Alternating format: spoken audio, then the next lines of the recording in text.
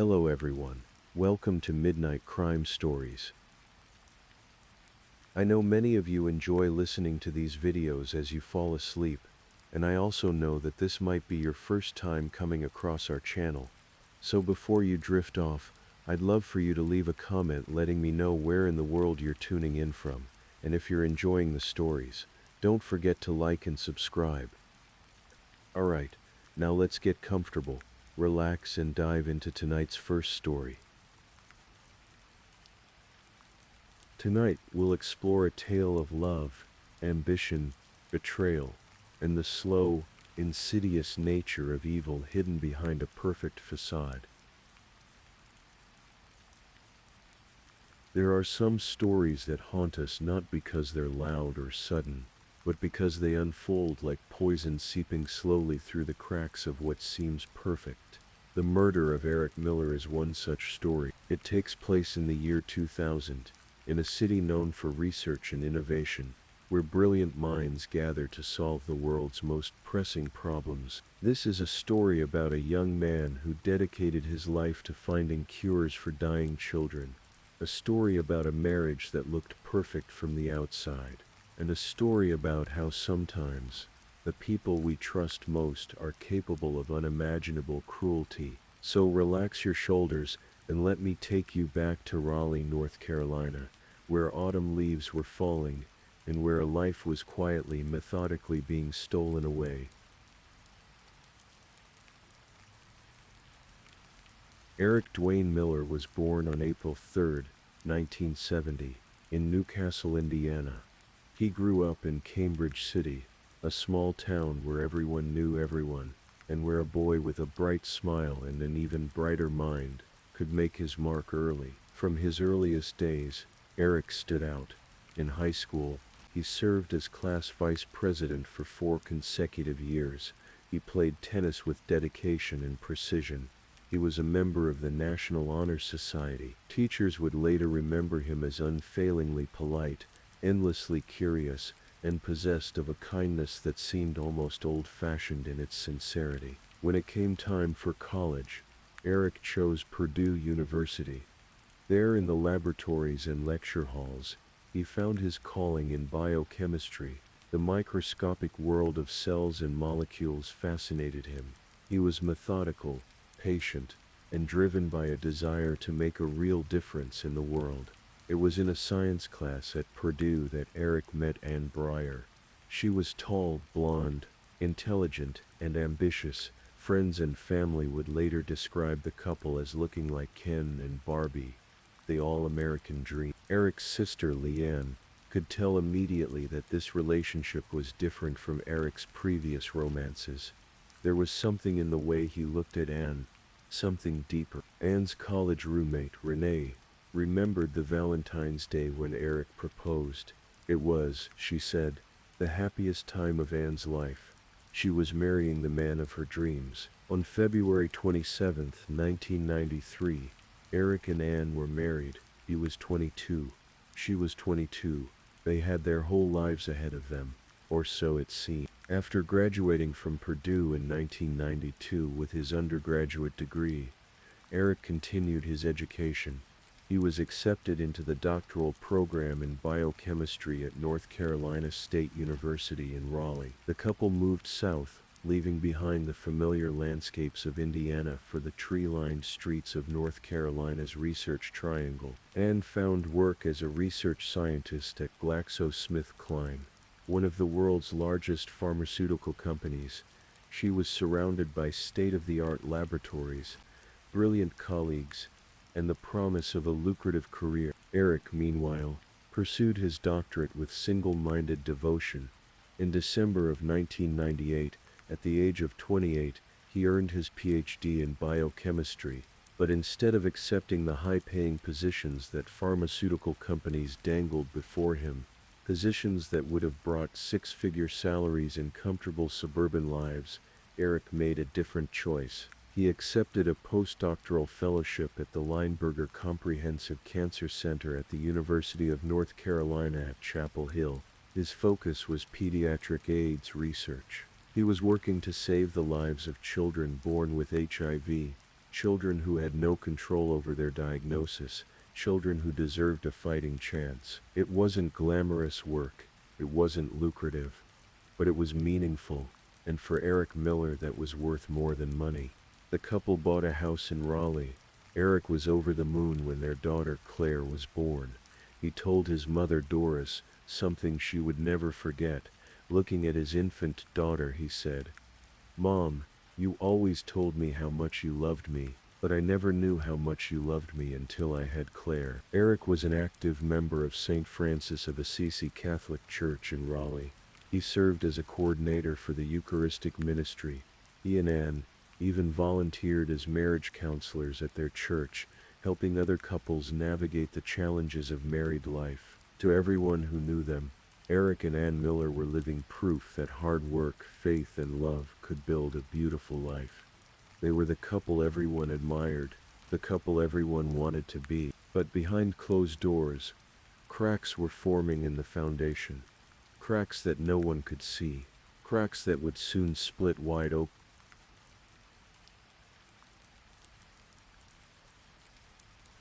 Ann Miller had always wanted more. While Eric was content with his modest salary and his meaningful work, Anne craved a certain lifestyle. She wanted nice things. She wanted adventure. She wanted excitement. At GlaxoSmithKline, Anne worked alongside hundreds of scientists and researchers. Among them was a man named Darrell Willard. He was 37 years old, married to a woman named Yvette, and by all accounts he was good at his job.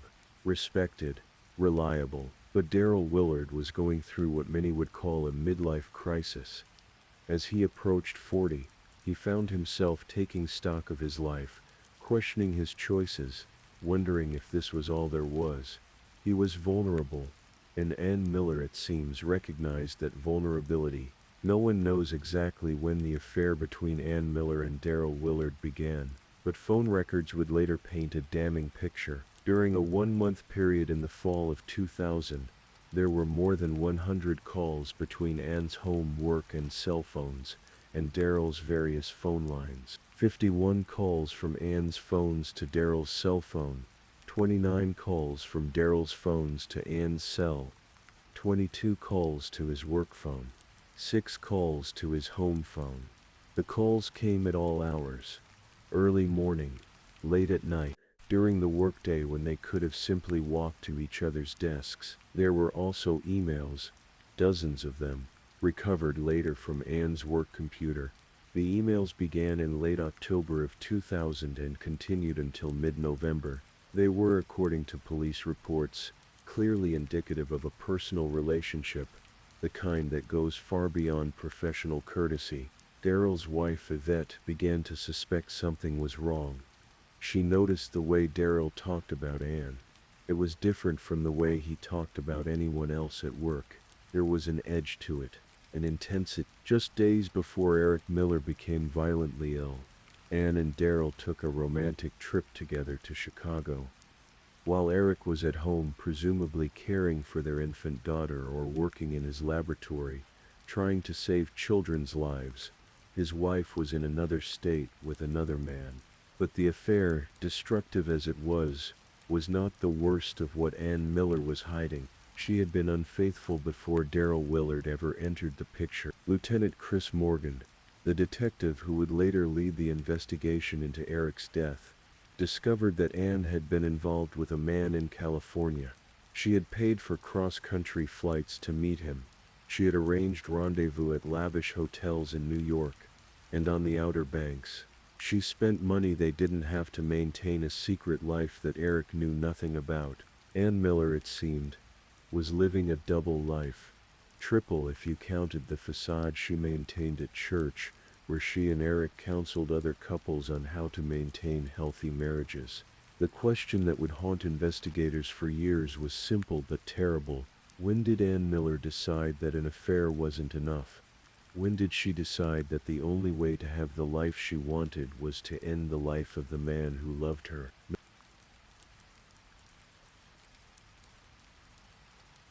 November 15, 2000, started like any other Wednesday evening. Eric Miller met his wife and some of her colleagues for an evening of bowling at a local alley in Raleigh.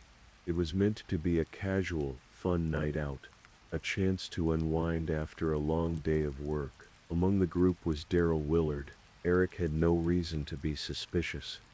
As far as he knew, Daryl was simply one of Ann's coworkers, just another scientist from the pharmaceutical company, someone to make small talk with while they bowled. At some point during the evening, Daryl poured Eric a beer. It was a simple gesture, friendly, normal.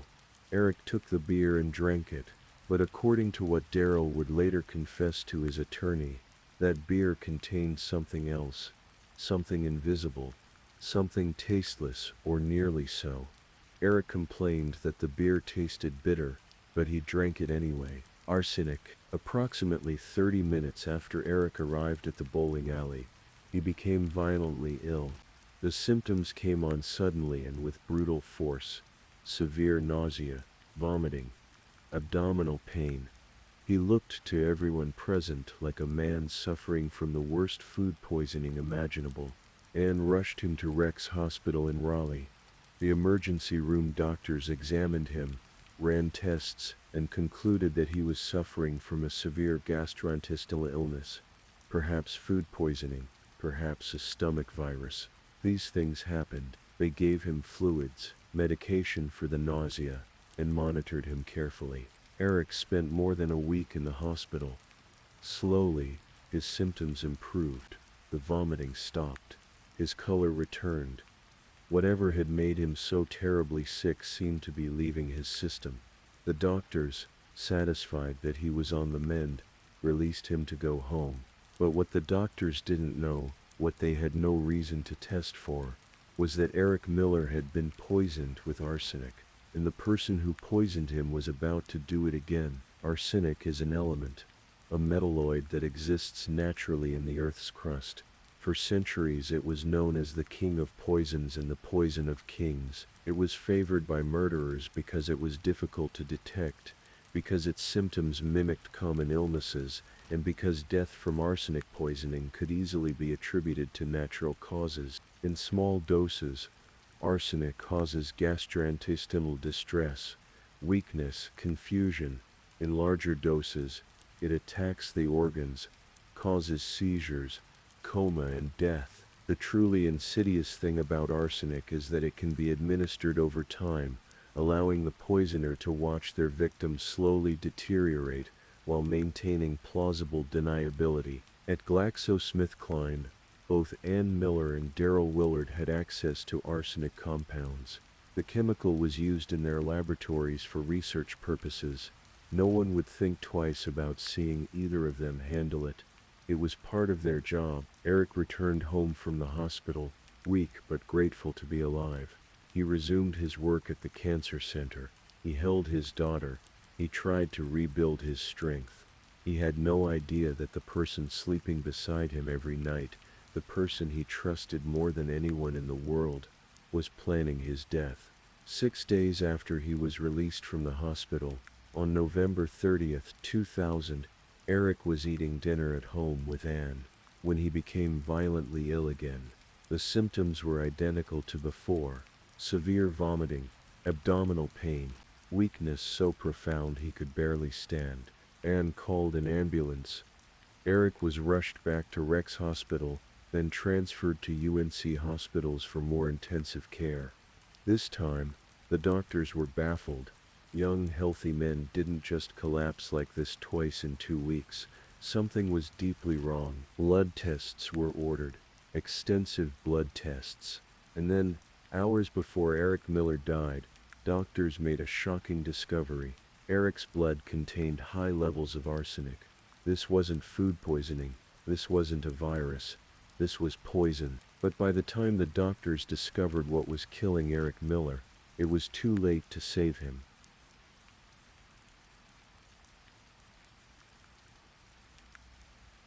On December 2nd, 2000, at the age of 30, Eric Miller died of cardiac arrest brought on by arsenic poisoning. His heart, weakened by the toxic assault on his system, simply stopped beating. His parents, Varys and Doris, arrived at the hospital just minutes after their son's death.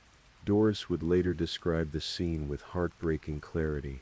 Eric was lying in his hospital bed with a breathing tube still in his mouth. They had tried to resuscitate him, but there was nothing more to be done.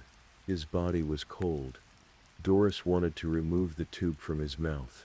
She wanted to cover him up because he looked so cold. A mother's instinct, even in death, is to protect her child. At the funeral, Ann Miller appeared devastated. She wept. She leaned on her father for support. She appeared to everyone present to be a young widow, shattered by the sudden, inexplicable loss of her husband. Eric's family was in shock. This made no sense. Eric was 30 years old. He was healthy. He was a brilliant researcher. How could he just die? But even as the family grieved, the Raleigh Police Department launched an investigation. Arsenic poisoning is not accidental. Someone had killed Eric Miller. The question was who. Lieutenant Chris Morgan was assigned to lead the case. He was a veteran homicide investigator, approaching retirement age, and the Eric Miller case would become an obsession that would define the final years of his career. Morgan's first thought was that perhaps Eric had been poisoned accidentally at his laboratory. Raleigh was known as the research capital of the nation, home to more than 100 laboratories. Perhaps there had been contamination, an accident. But when police examined Eric's workplace at the Lineberger Cancer Center, they found no arsenic. None. His laboratory was clean. Then the autopsy report came back, and it revealed something even more shocking than the arsenic poisoning itself. The medical examiner, Dr. Tom Clark, found arsenic in samples of Eric's hair, and not recent arsenic. The hair samples showed that Eric had been exposed to arsenic 4 months before that night at the bowling alley. 4 months before he ever went bowling with Daryl Willard. Months before anyone believed Ann and Daryl's affair had even begun. Dr. Clark was almost certain that Eric had received multiple doses of arsenic over a period of months, and the final fatal dose had likely been administered while Eric was in the hospital during his second admission. Let that sink in for a moment. Someone had walked into Eric Miller's hospital room while he lay weak and vulnerable, while nurses bustled in the hallway, while family members sat in waiting rooms praying for his recovery, and they had given him a lethal dose of poison. As Lieutenant Morgan pieced together the timeline, one terrifying truth became clear. Arsenic is not the kind of poison you can administer from a distance.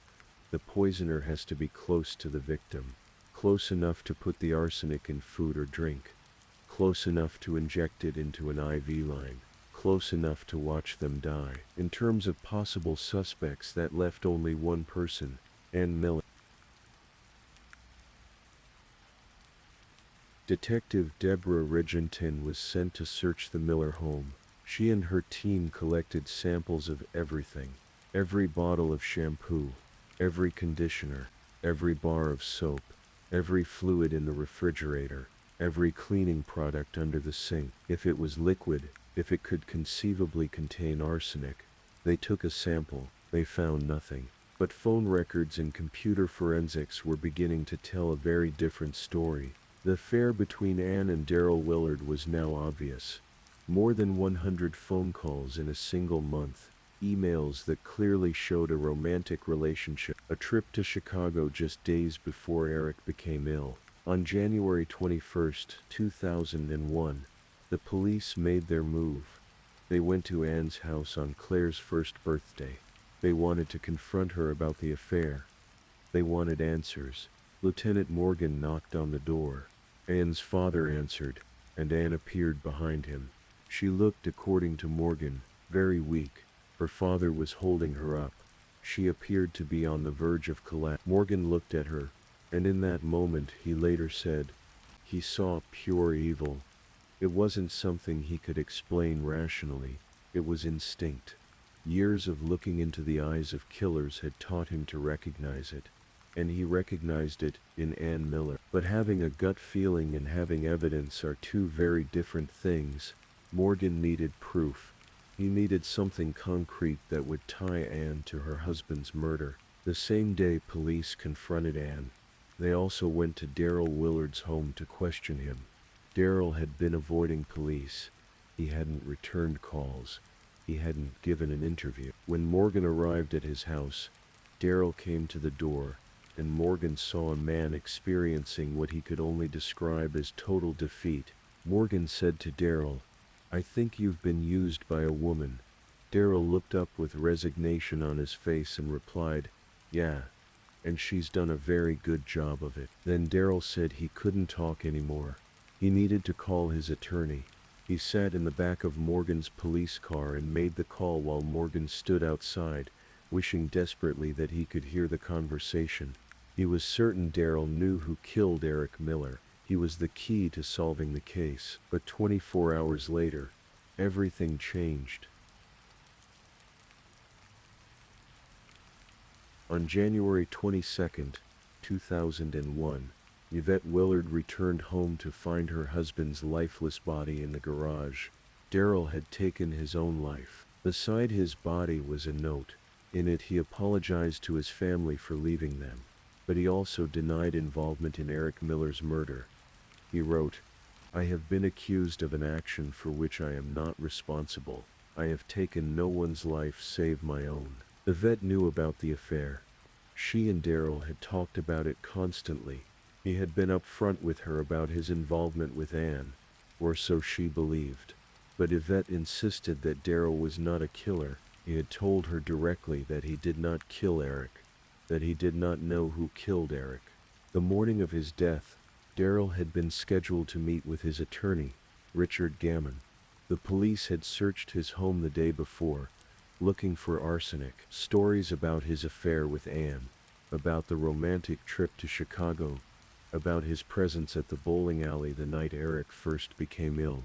All of it was about to hit the news. His reputation, which he had worked a lifetime to build, was going to be destroyed. For whatever reason, guilt, shame, fear, or a combination of all three, Daryl Willard chose to end his life rather than face what was coming. His death devastated his wife and left investigators in a terrible position. If Daryl had information about Ann's involvement in the murder, that information died with him. Or did it? Before Daryl killed himself, he had called his attorney, Richard Gammon, and according to attorney-client privilege, whatever Daryl told Gammon in that conversation was protected. Gammon could not reveal what his client had said without violating one of the most sacred principles of the legal profession. But Lieutenant Morgan believed that conversation held the key to everything. He believed Daryl had confessed to Gammon, had told him exactly what Ann had done, and Morgan was determined to find a way to access that information, even if it meant going all the way to the state's highest court. Eric's body had been cremated at Ann's insistence, despite his parents' wishes to bury him in Indiana. In retrospect, that decision seemed calculated. Cremation destroys evidence. It makes further forensic analysis impossible.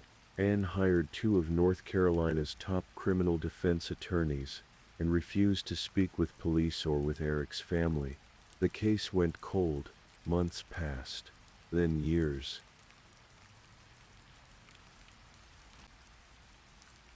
The investigation into Eric Miller's death became something of a waiting game.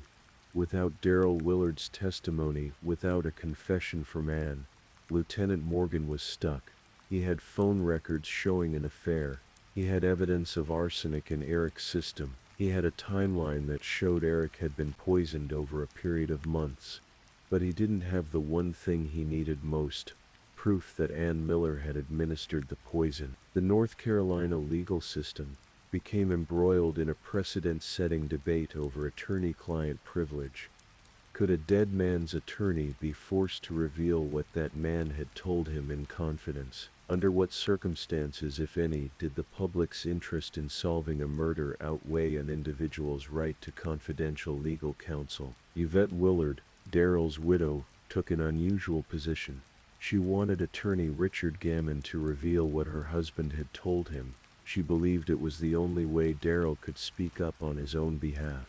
the only way to clear his name if he was innocent or to reveal the truth if he wasn't. The case wound its way through the courts. Lower courts heard arguments, appeals were filed, legal scholars debated the implications. If attorney-client privilege could be breached in this case, what did that mean for the entire legal system? Meanwhile, Ann Miller moved on with her life in a way that seemed shocking to those who had known Eric. In November of 2003, just 3 years after Eric's death, Ann married Paul Martin Kontz, a Christian rock guitarist she had met in Wilmington, where she had moved with her daughter Claire. Ann Miller was now Ann Miller Kontz. She had a new life, a new husband, a new identity, and Lieutenant Chris Morgan, approaching retirement, seemed no closer to bringing her to justice than he had been the day Eric died. But Morgan never gave up. The case, he said, had gotten under his skin. It caused him sleepless nights. Other detectives might have moved on, might have accepted that some cases go unsolved, but not Chris Morgan. He was obsessed with getting justice for Eric Miller. And then, in the spring of 2004, the North Carolina Supreme Court made a landmark ruling. In a decision that stunned legal experts across the state, the court ruled that attorney Richard Gammon must reveal what Darrell Willard had told him about Ann Miller's role in Eric Miller's murder. The court found that the need for justice in a murder case outweighed the usual protections of attorney-client privilege, especially when the client was deceased and could not assert the privilege himself. Gammon, who had fought against revealing the information, was now compelled by the highest court in the state to disclose what he knew, and what he revealed changed everything.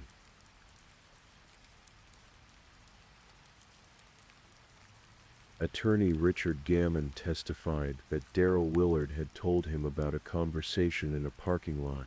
Ann Miller had been crying. She was distraught, and she had admitted something terrible to Darrell. According to Gammon, Darrell said that Ann confessed to going to the hospital while Eric was admitted during his second illness. She had taken a syringe containing a substance, presumably arsenic, and injected it into Eric's IV line while he lay helpless in his hospital bed. When Darrell asked Ann why she had done it, her response was chilling in its emptiness.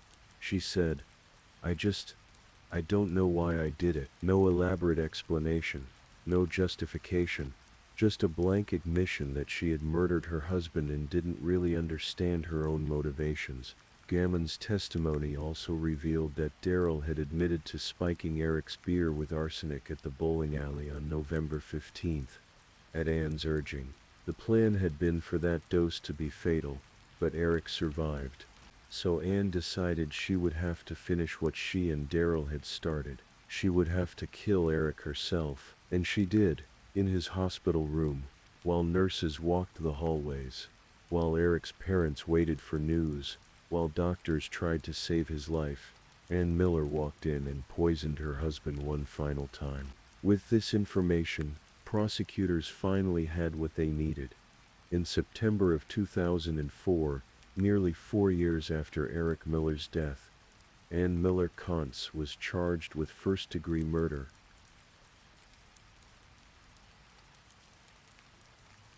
Ann Miller Kontz's trial was scheduled for early 2005, but as the prosecution prepared its case, as the evidence mounted, as the walls closed in, Ann's defense attorneys began negotiations for a plea deal. On November 8, 2005, Ann appeared in a Wake County courtroom wearing a cream turtleneck, a cropped black blazer, and a gray skirt.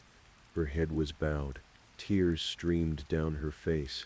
Through her attorney, Joseph Cheshire, Ann Miller Kontz pleaded guilty to second-degree murder and conspiracy to commit first-degree murder.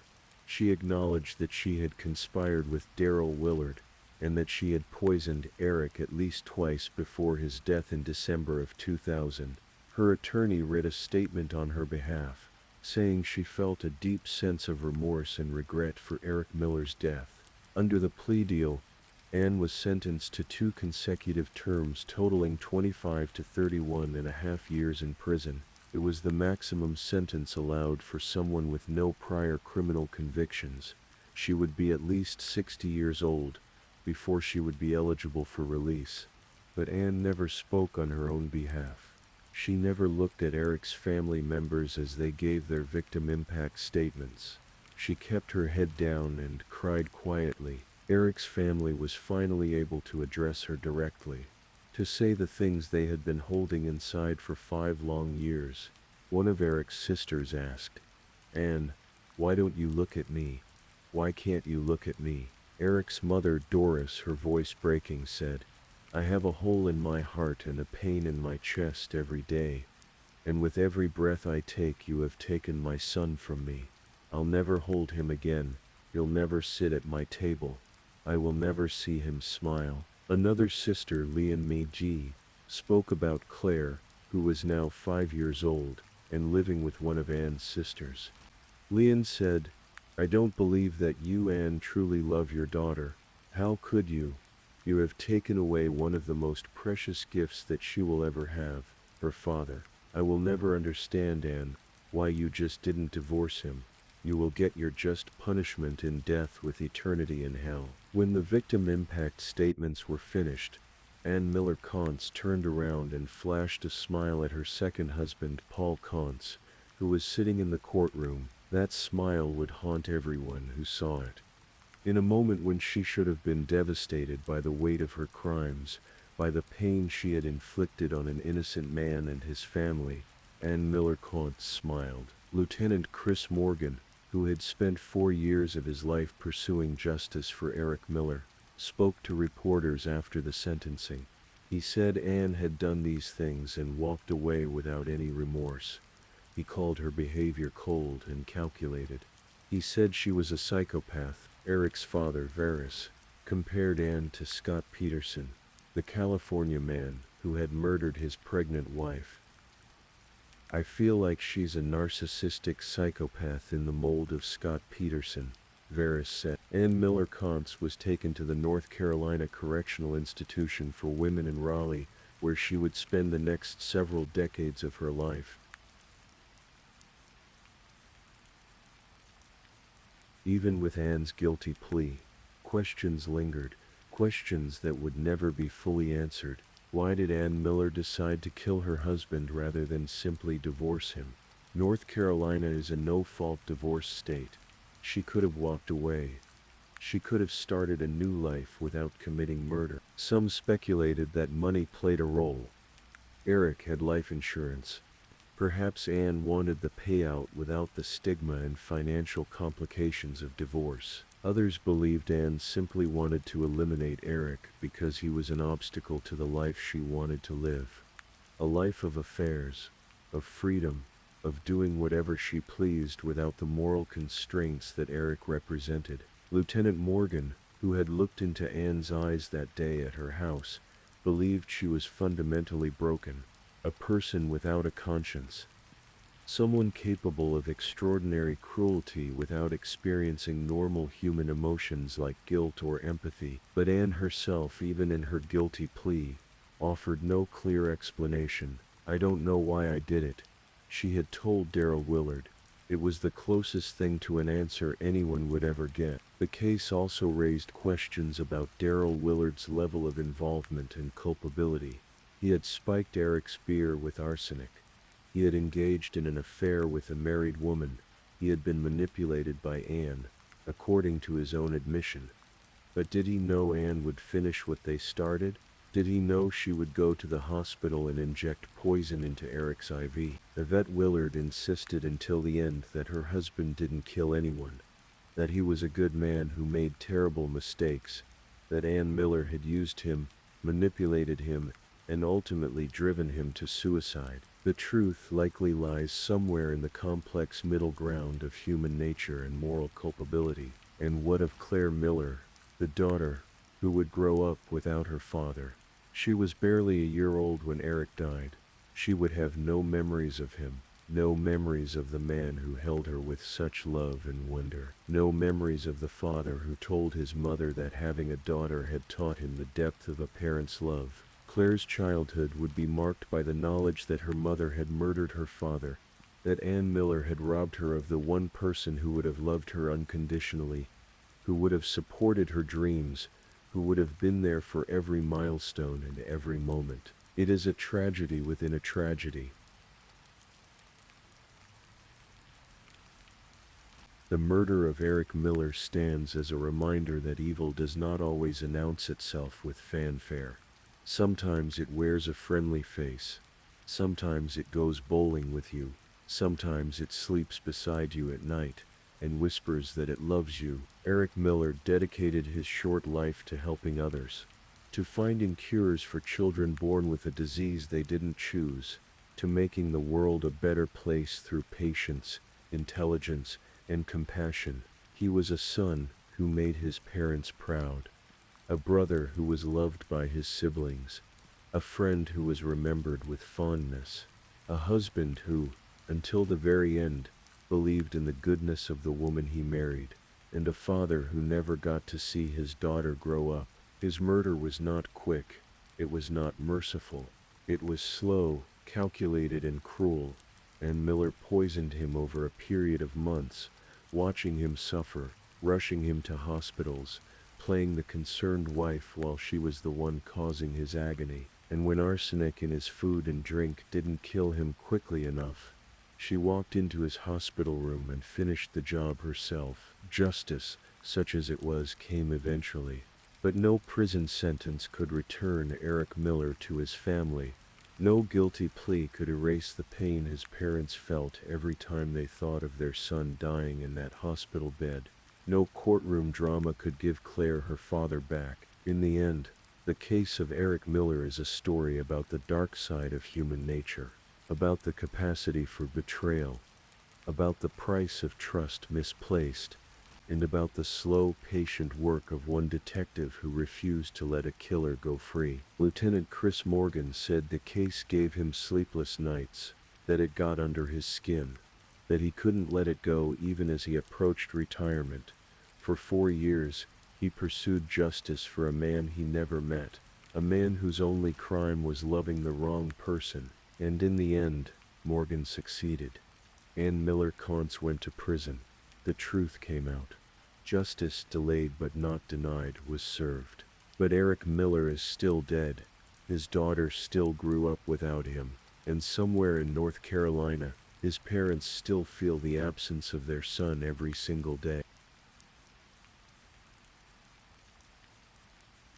So if this is your first time listening to one of our true crime stories, welcome to Midnight Crime Stories, where we explore these cases in a calm and respectful way. I also want to take a moment to appreciate my amazing subscribers who've been rocking with me. Thank you so much for your continued support. If you're still awake and listening, don't forget to drop a comment.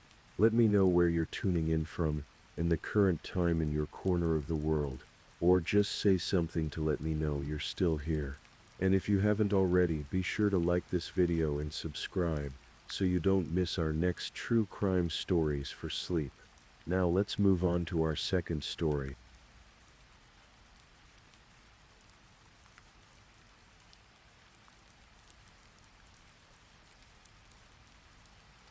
Story 2. Tonight, as you drift towards sleep, I'm going to tell you a story. One that happened not so long ago in a quiet corner of Ohio. It's a story about a young woman named Shannon, about the darkness that can hide behind familiar faces, and about a sister's unrelenting search for truth. This is a story that needs to be told, not with sensationalism, but with the quiet respect it deserves.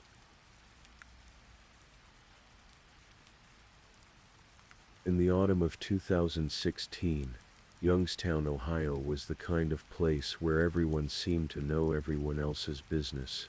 It wasn't a large city, but it carried the weight of industrial decline and the struggles that came with it. The streets had seen better days, and by 2006, Youngstown had earned the unfortunate distinction of being ranked the 9th most dangerous city in America. But none of that mattered much to Shannon Elizabeth Graves. Shannon was born on November 4th, 1988, to Christine Graves and Ronnie DePaul. From the beginning, Shannon's life was marked by complexity. Her parents weren't together, and she grew up navigating the delicate balance of a blended family. She had a half-sister named Debbie, who was considerably older, and a younger brother named AJ, whom she adored with a fierce protectiveness that only siblings truly understand. Shannon was small in stature, barely reaching 5 feet tall, and weighing just under 100 pounds, but what she lacked in physical size, she made up for in personality. Her friends knew her by the nickname Star, and it suited her. She had long dark hair that cascaded past her shoulders, warm brown eyes that seemed to take in everything around her, and a smile that could light up even the darkest Ohio winter day. Those who knew Shannon described her as someone with a heart of gold.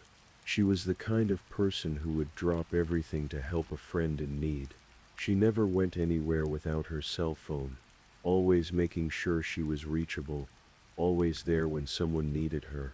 She loved animals, particularly her pit bull pup, Molly, who became her constant companion and confidant. In 2016, Shannon achieved something she was particularly proud of.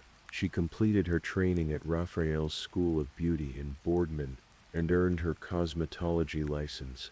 It represented a new beginning, a chance to build something stable in an often unstable life. Shannon was excited about starting a career in the beauty industry, about having something that was truly hers. But Shannon's life wasn't without its shadows. Like many young people in Youngstown, she found herself drawn to what some might call a rough crowd. She hung out with people who lived on society's edges, people who dealt in substances that existed outside the law, people whose lives were complicated and sometimes dangerous. Her half-sister Debbie, who had practically raised Shannon like a daughter, watched with concern as Shannon made choices that worried her. But Shannon was her own person, living her own life, making her own decisions. And in April of 2016, Shannon made a decision that would ultimately seal her fate. She met a man named Arturo Novoa.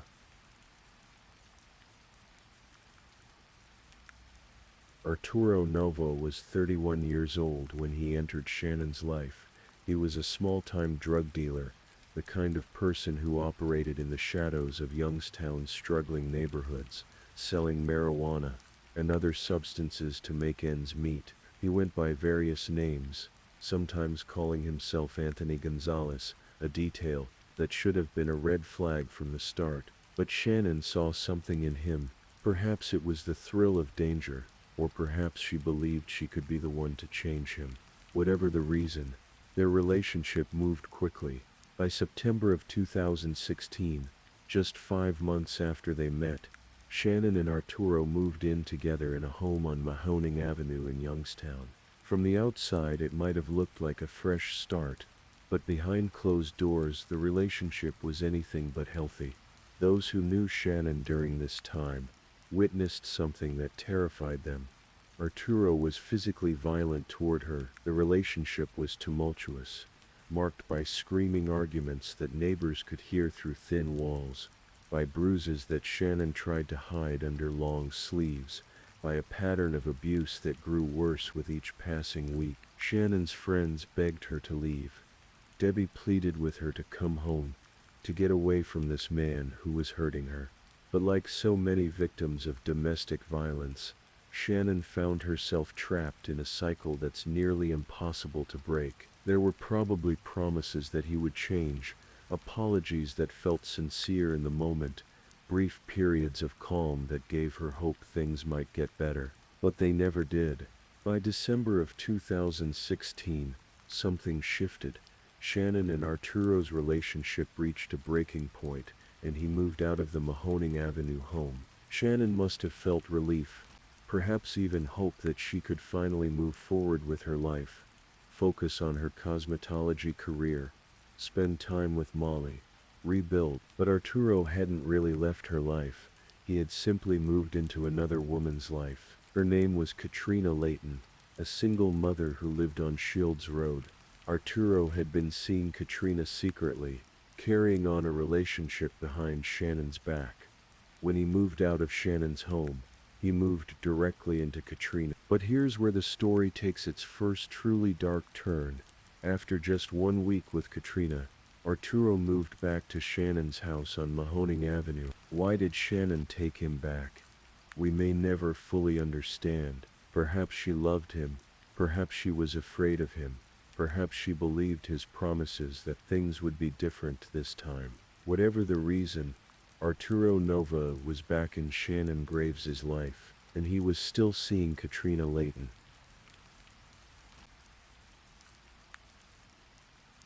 February 24th, 2017 was a Friday.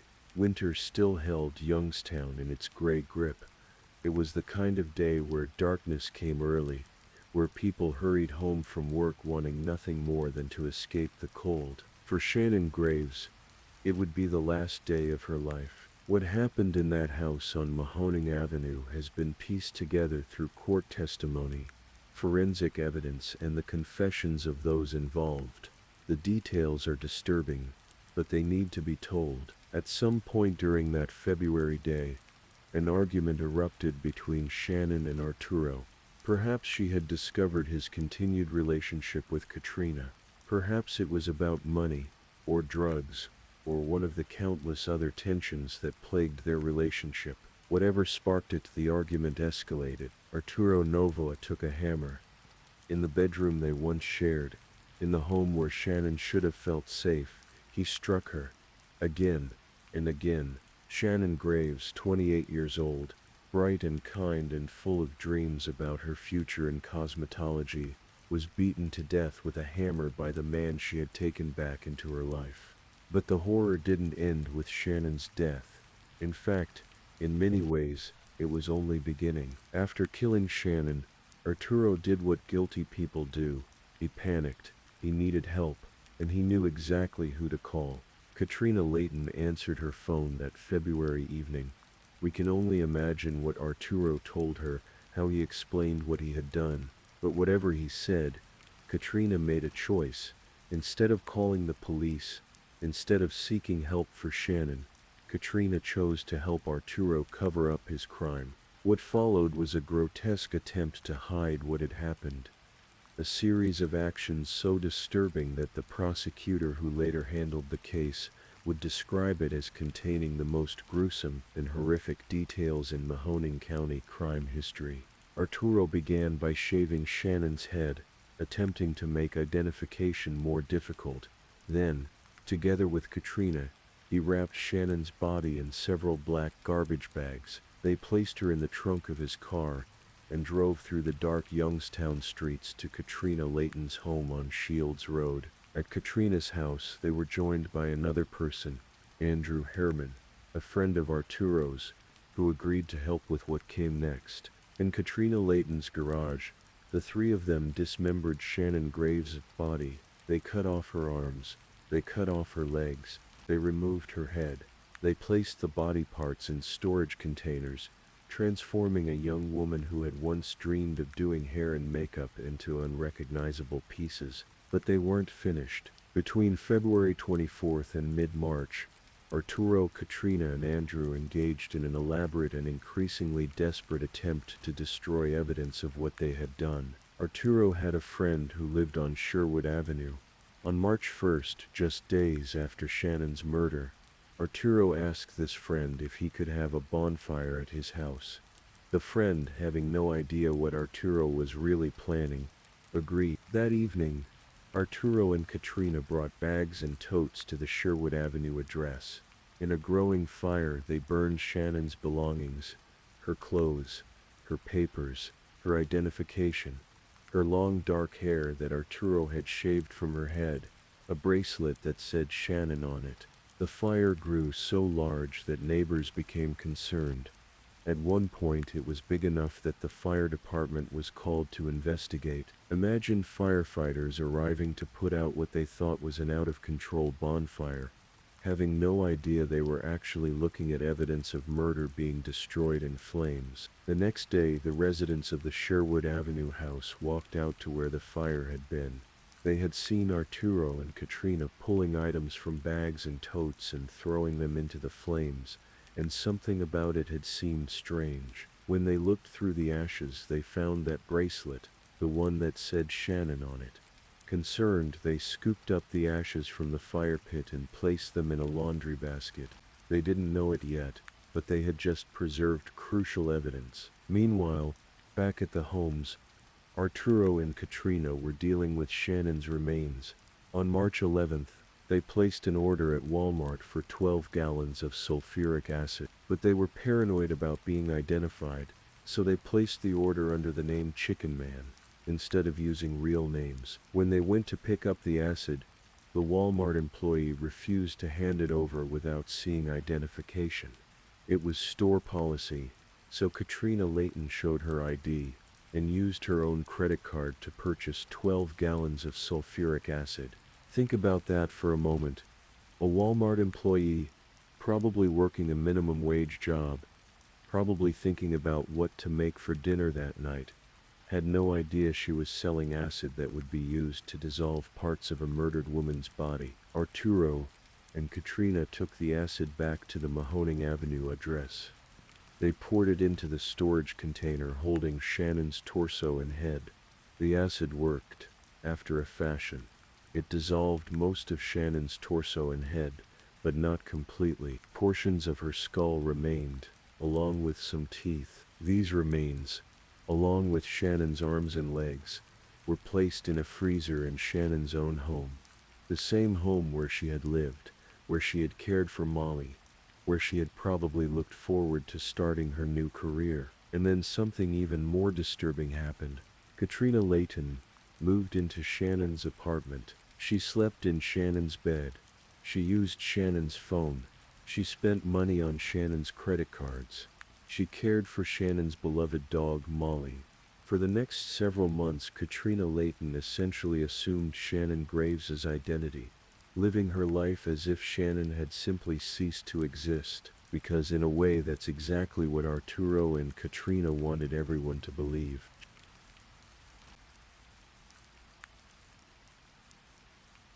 Shannon's family knew something was wrong. Shannon might go periods without constant contact, but she never completely disappeared. She had never missed her own birthday before. She had never missed Easter. By June 22nd, 2017, Shannon's half-sister Debbie DePaul had reached her limit. Something was deeply wrong. She contacted the Youngstown Police Department and filed a missing person report. Debbie told police it wasn't like Shannon to be completely unreachable for this long. She told them about Arturo, about the violent relationship, about her fear. But filing a missing person report was just the beginning of what would become an agonizing search for truth. Meanwhile, Arturo knew the walls were closing in. With Shannon now officially reported missing, police would start investigating. They would come to the Mahoning Avenue house. They would ask questions. The freezer containing Shannon's remains was a ticking time bomb. In mid-July, Arturo made a decision. He purchased a second freezer and transferred Shannon's remains into it. Then he needed somewhere to store this freezer, somewhere away from the Mahoning Avenue address where police might come looking. He reached out to an acquaintance, a man named Kenneth Eschenbaugh. Arturo told Kenneth a simple lie.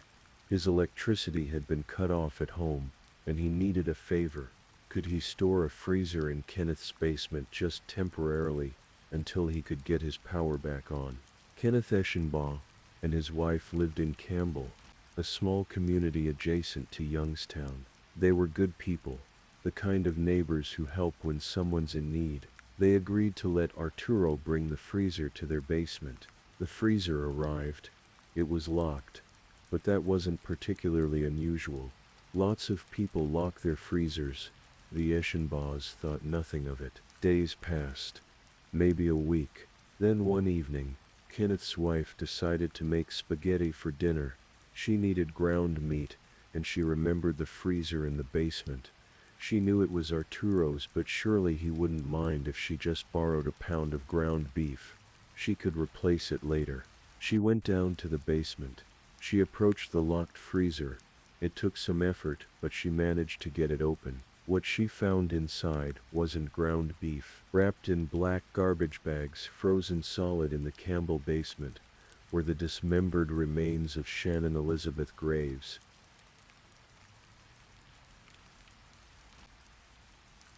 The discovery on that July evening sent shockwaves through the small communities of Campbell and Youngstown. Police were called immediately. The Mahoning County Sheriff's Department and Youngstown Police Department descended on the Eschenbaugh home. The freezer was removed as evidence. The remains inside were taken to the Cuyahoga County Coroner's Office. Identification would require forensic analysis, dental records, and DNA testing. Within days, investigators confirmed what Shannon's family had feared but hoped against. The remains were those of Shannon Graves. Her fingerprints, taken from the portions of her hands that remained, matched her records. DNA confirmed her identity. On July 29, 2017, Shannon was officially pronounced dead, even though she had actually died on February 24, 5 months earlier. Arturo Novoa and Katrina Layton were arrested quickly. Both were charged with aggravated murder, tampering with evidence, and abuse of a corpse. Bond was set at $1 million for each of them. Andrew Herman, who had helped dismember Shannon's body, was also arrested and charged.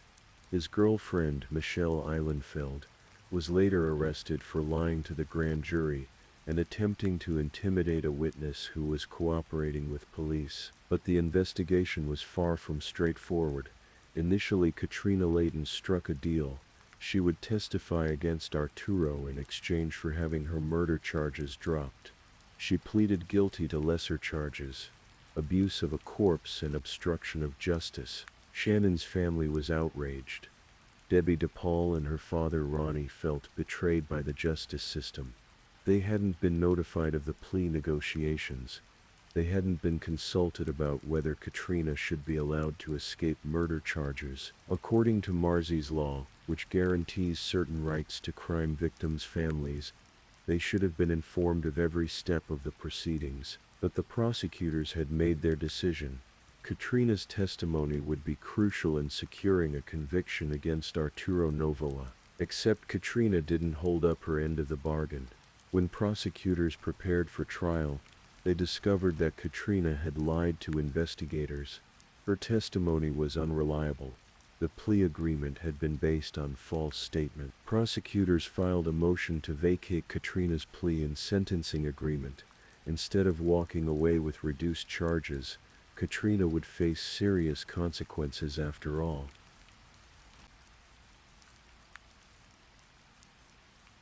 The case moved forward.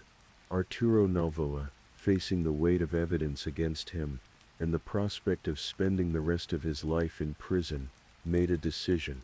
He would accept a plea deal. In exchange for having the aggravated murder charge dismissed, Arturo pleaded guilty to murder, abuse of a corpse, tampering with evidence, engaging in a pattern of corrupt activity, drug trafficking, possession of criminal tools, and multiple other charges. In total, he pleaded guilty to 43 offenses. On June 14, 2019, Arturo Novoa stood before Judge Anthony Donofrio in Mahoning County Common Pleas Court for sentencing. The prosecutor, Attorney Stephanie Anderson from the Ohio Attorney General's office, addressed the court. She described the case as containing the most gruesome and horrific details in Mahoning County's history, possibly in all of Ohio's history. She detailed how Arturo had killed Shannon, dismembered her body, attempted to dissolve her in acid, burned her belongings, and moved her remains multiple times over months to avoid detection. Judge Donofrio listened to all the evidence. Then he looked at Arturo Novoa and spoke words that captured the horror of what had been done. Your planning, scheming, and actions in this case have shocked the conscience of the community, the judge said. Your actions were inhumane, cruel, sadistic, and barbaric. Arturo Novoa was sentenced to 48 years to life in prison. Given his age at sentencing, it meant he would likely die in prison. Katrina Layton, after her plea agreement fell apart, was ultimately sentenced to 18 years in prison for her role in the murder, dismemberment, and cover-up. She was later released to a correctional facility where she is expected to remain until 2030. Andrew Herman pleaded guilty to charges related to helping dismember Shannon's body and was sentenced to prison time. Michelle Eilenfeld was sentenced for her obstruction efforts. But even with all these convictions, something crucial remained unresolved. Not all of Shannon's remains had been found. Her complete body had never been recovered. Portions of her had been dissolved in acid. Other portions may have been disposed of in ways police never discovered. To this day, investigators continue to search for additional remains, hoping to give Shannon's family complete closure. Every few weeks, Debbie DePaul visits St. John's Cemetery in Campbell. She trims the grass around Shannon's grave. She spray paints a large pink heart on the ground next to the gravestone. Pink was Shannon's favorite color. Shannon Elizabeth Graves is buried there, or at least the parts of her that were recovered. The gravestone marks a life that ended far too soon, a life full of potential that was stolen by violence. Debbie took in Shannon's pit bull, Molly.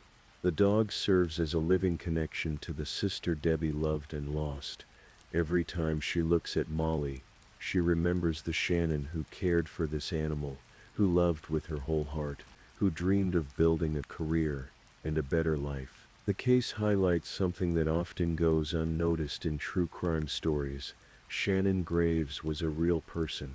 She wasn't just a victim in a sensational case. She was someone's daughter, someone's sister, someone's friend. She had dreams and fears and favorite colors. She wanted to do hair and makeup. She loved her dog. She was trying to navigate a complicated life in a complicated world. And she found herself in a relationship with a violent man, a situation that escalates to lethality far more often than most people realize. Domestic violence claims lives with devastating regularity. The statistics are chilling. 1 in 4 women will experience severe physical violence from an intimate partner in their lifetime. Shannon's story is a reminder that abuse doesn't always look the way we expect. The victims don't always leave. The perpetrators don't always seem dangerous to outsiders, and the consequences can be fatal. October is Domestic Violence Awareness Month. If you or someone you know is in a potentially dangerous relationship, help is available. The National Domestic Violence Hotline can be reached at 1-800-799-7233. In the Youngstown area, organizations like Sojourner House provide shelter and support. These resources exist because of cases like Shannon's, because people like Debbie DePaul refuse to let their loved ones be forgotten. And so we come to the end of Shannon's story, or at least the end of what can be told. Her murder shocked a community. Her case worked its way through the criminal justice system. Her killers were convicted and sent to prison, but Shannon herself remains more than just a case file. She's a sister who is missed, a daughter who is mourned, a young woman whose life mattered, whose dreams mattered, whose favorite color was pink. As you drift off to sleep tonight, perhaps you'll think of Shannon. Perhaps you'll remember that behind every true crime story is a real person, someone who laughed and loved and hoped for better days. Please, if you're still with me, let me know in the comments. Tell me the time in your corner of the world, or just say something to show you're still awake. And remember to like and subscribe if you enjoy these midnight stories. Alright, let's continue with our third story.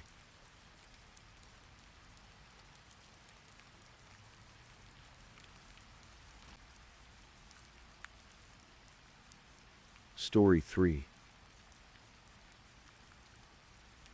Tonight, we're going to explore a story that unfolded slowly over 4 years, a story of dreams and disillusionment, of love that turned complicated, and of a fatal night in Florida that left a family shattered. This is the story of Doug Benefield, a former Navy pilot who believed in second chances, and the woman he married after knowing her for only 13 days.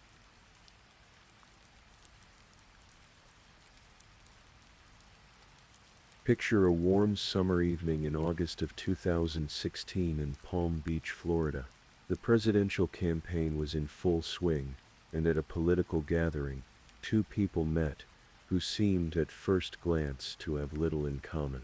Doug Benefield was 54 years old, a widower, a former naval flight officer who had spent 3 years flying missions from San Diego before transitioning to work as a consultant for technology companies and defense contractors.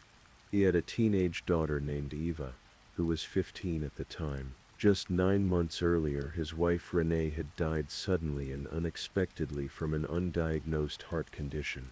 Eva had been the one to find her mother's body. The loss had devastated them both. Ashley Byers was 24 years old.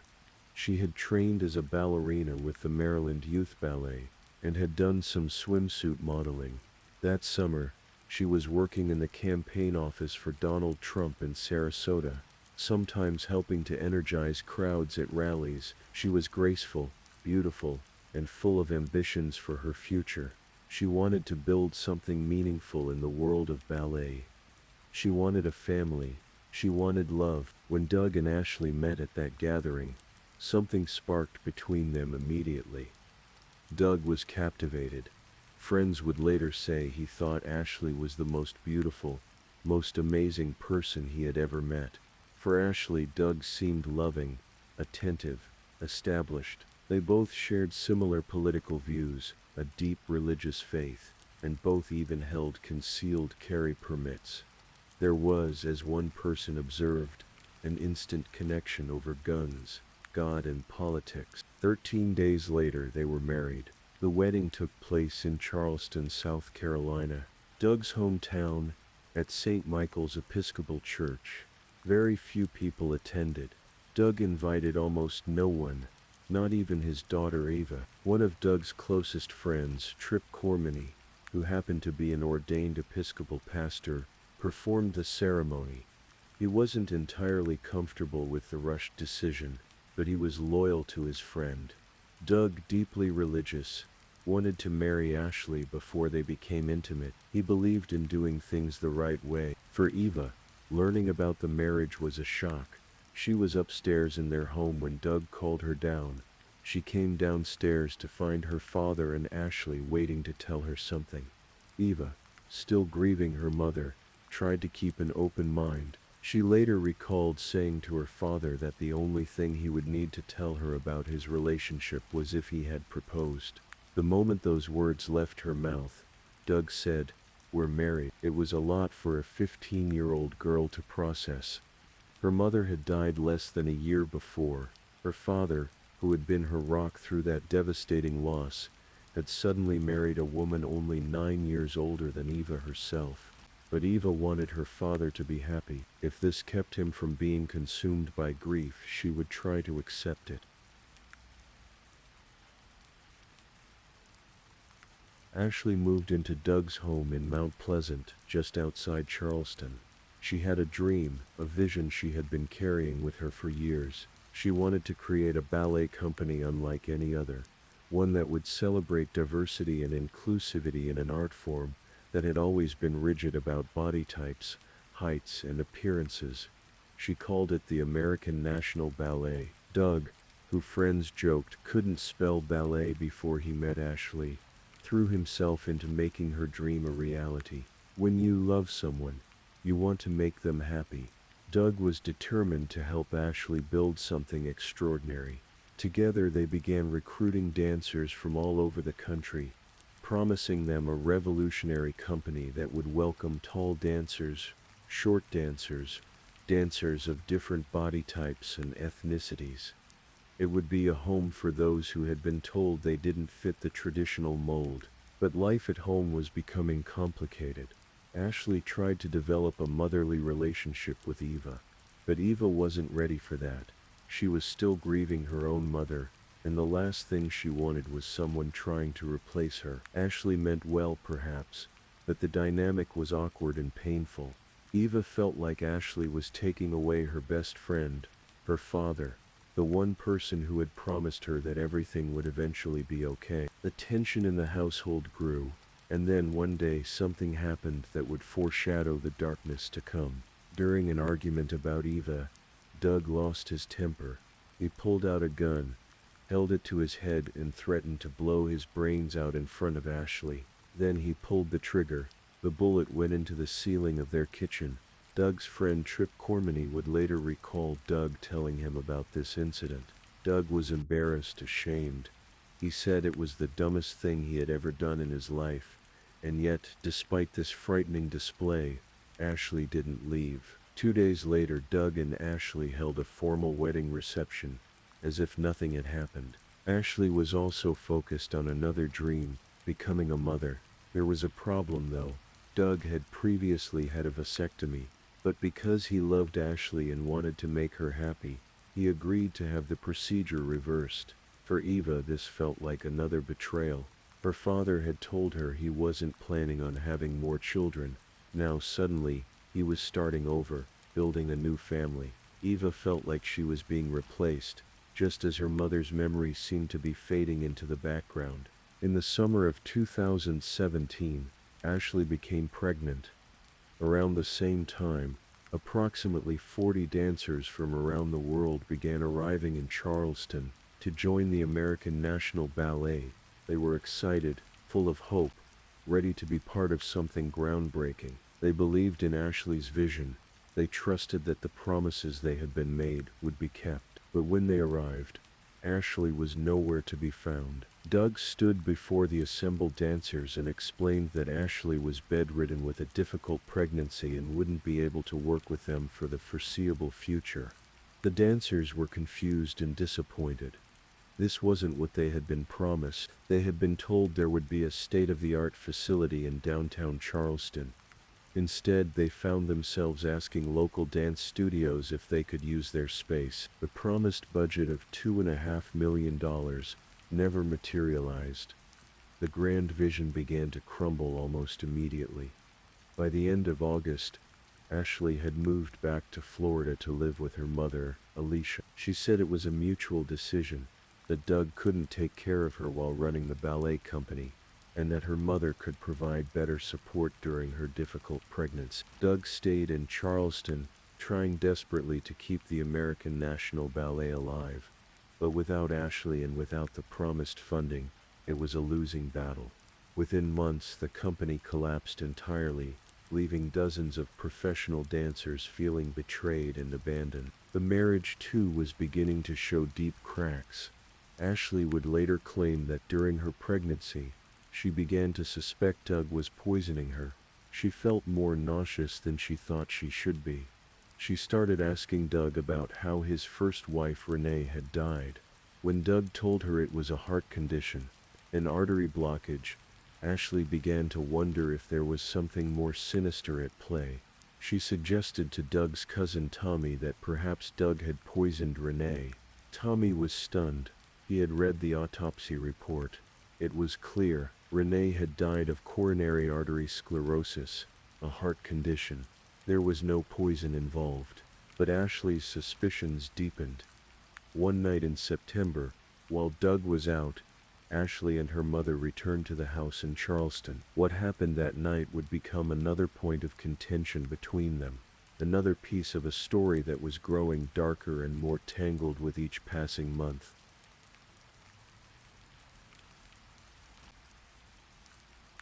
In March of 2018, 3 weeks before her due date, Ashley checked into a hospital in Florida.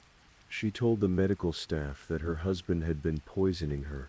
Doctors performed an emergency cesarean section and delivered a healthy baby girl. Doug didn't even know his daughter had been born. Ashley named the baby Emerson. She left Doug's name off the birth certificate. She had decided, it seemed, that she wanted to be a single mother.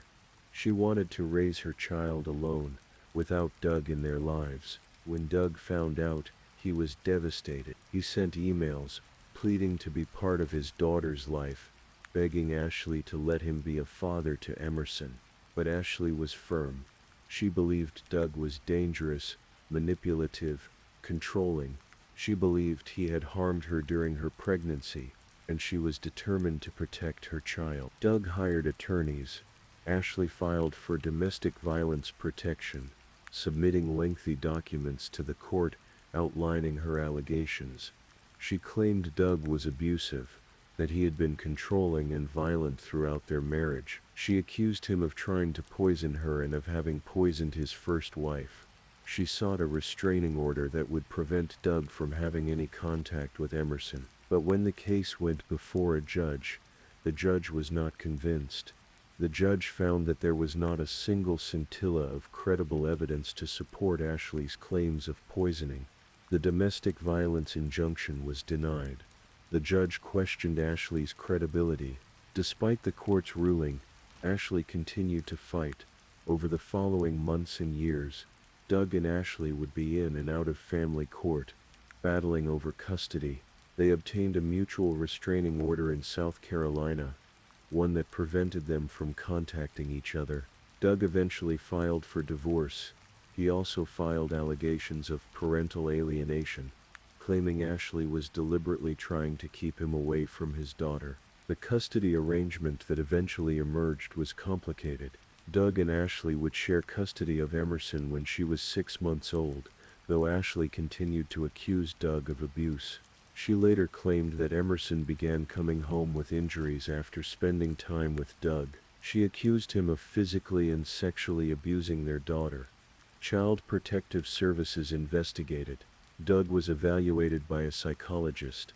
In the end, he was cleared of all allegations.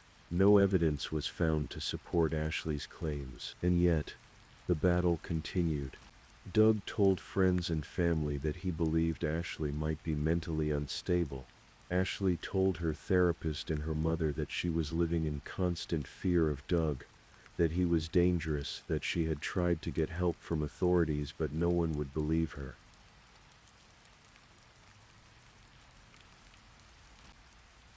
By 2019, something unexpected happened. Doug and Ashley began to reconcile. After all the court battles, all the accusations, all the pain, they started spending time together again. They went to therapy together. They saw a psychologist as part of their custody proceedings. To outsiders, it seemed like they were trying to work things out, to rebuild their family for the sake of their daughter. Eva noticed her father seemed happier. Doug told her that his relationship with Ashley was going well, that he was excited for a fresh start. Friends held their breath, hoping that maybe, somehow this reunion would work, but they also worried. Trip Cormany, Doug's close friend, knew better than to try to talk Doug out of it. He could see that Doug was committed to making this work, no matter what it took. He would later say that Doug was going to do this if it killed him. In August of 2019, Doug noticed something. When Ashley came to drop off Emerson, she was wearing what appeared to be an engagement ring. Doug's suspicions were aroused. He hired a private investigator, who discovered that Ashley was seeing someone else. Doug felt betrayed all over again. He filed for divorce once more. Ashley in turn filed new allegations. She claimed Doug had physically and sexually abused Emerson. Doug vehemently denied the accusations. Child Protective Services investigated again and found no evidence. Eva, Doug's older daughter, was interviewed. The investigation concluded that the allegations were unfounded. And then, in the summer of 2020, another twist. Despite the divorce filing, despite the ongoing custody battle, despite everything, Ashley and Doug decided to try again. They made plans to move together to Maryland, where Ashley had grown up. They would live separately, in different homes, but they would both be there for Emerson. It was a plan that seemed, to some, optimistic. To others, it seemed impossible.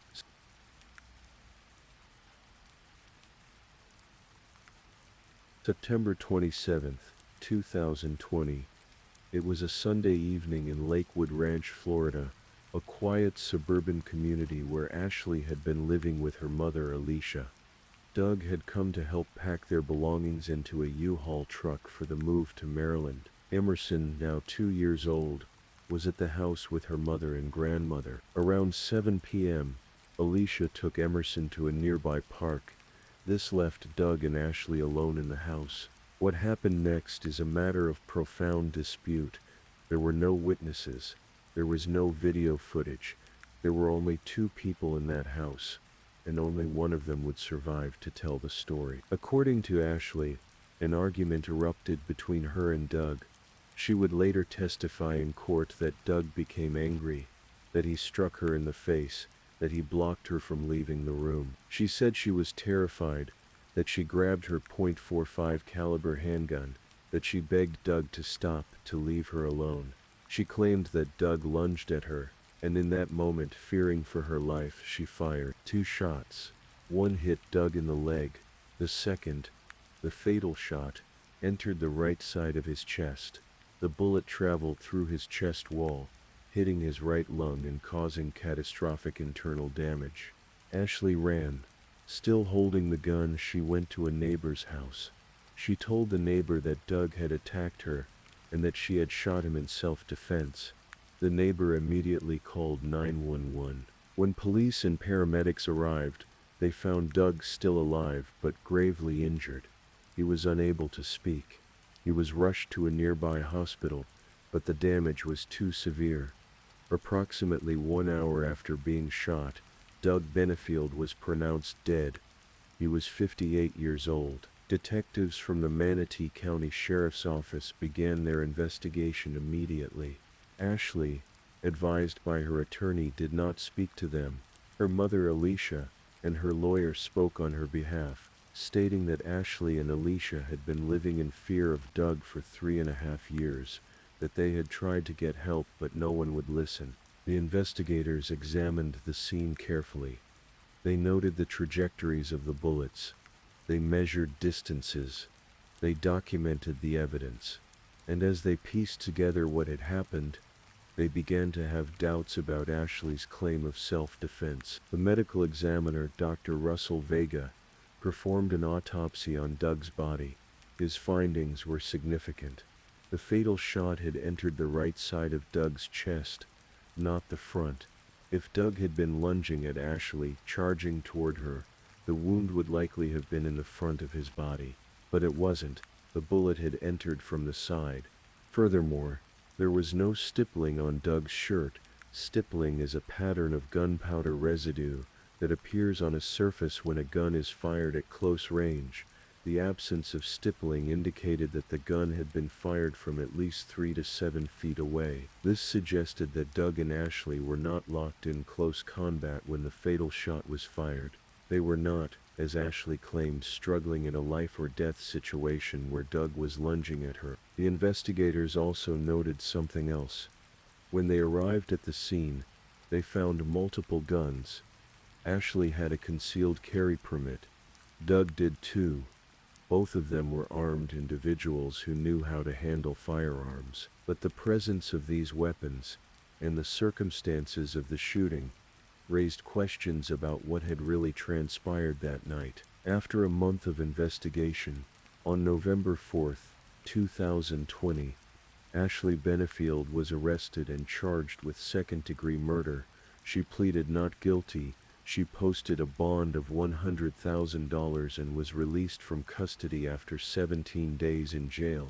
For the next 4 years, the case would wind its way through the legal system, drawing national media attention and becoming known as the Black Swan case, a reference to the 2010 film about a tortured ballerina whose quest for perfection leads to mental instability.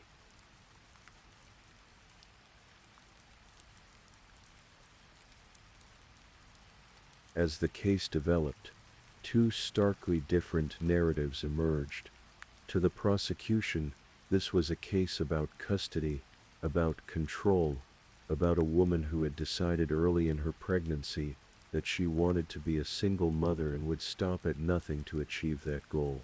Assistant State Attorney Suzanne O'Donnell argued that Ashley had fabricated the abuse allegations, that she had systematically worked to alienate Doug from his daughter, and that when all other avenues failed, when it became clear that Doug was not going to simply disappear from their lives, Ashley decided to eliminate him permanently. The prosecution pointed to the pattern of allegations over the years, allegations that had been investigated and dismissed by judges, by child protective services, by psychologists. They pointed to the fact that Ashley had left Doug's name off Emerson's birth certificate, that she had repeatedly sought restraining orders, that she had accused Doug of poisoning her and his first wife despite a complete lack of evidence. They argued that the night of the shooting, Doug and Ashley were packing for a move that would have involved shared custody, and that Ashley saw this as her last chance to gain sole control over her daughter. To the defense, this was a case about domestic violence,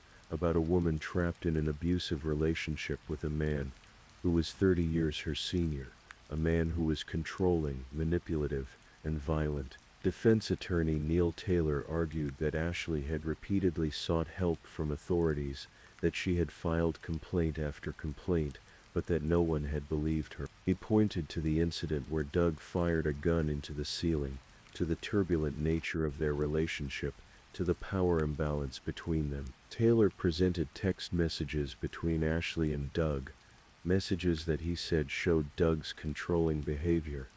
He brought in Ashley's therapist, who testified that Ashley had been living in a state of constant fear, that she believed her life was in danger. He argued that on the night of the shooting, Doug had attacked Ashley, that she had defended herself, and that she should be acquitted. Ashley herself took the stand. In emotional testimony, she described her relationship with Doug as confusing, a back and forth between moments of love and moments of fear. She said she had tried to make the marriage work because she didn't want to fail, because she believed that if she just loved Doug enough, things would change. She testified that, on the night of September 27th, Doug had struck her, that he had blocked her from leaving, that she had grabbed her gun and begged him to stop. She said that when Doug lunged at her, she fired in self-defense. She was scared to death. She thought he was going to kill her. But the prosecution challenged her account. O'Donnell argued that the physical evidence contradicted Ashley's story. The side-to-side trajectory of the bullet, the distance from which the gun was fired, the lack of any significant injuries on Ashley's body beyond what O'Donnell called superficial scratches.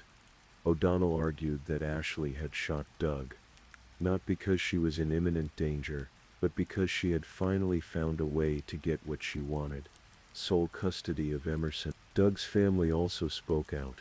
His daughter Eva, now in her early 20s, testified about her father's character.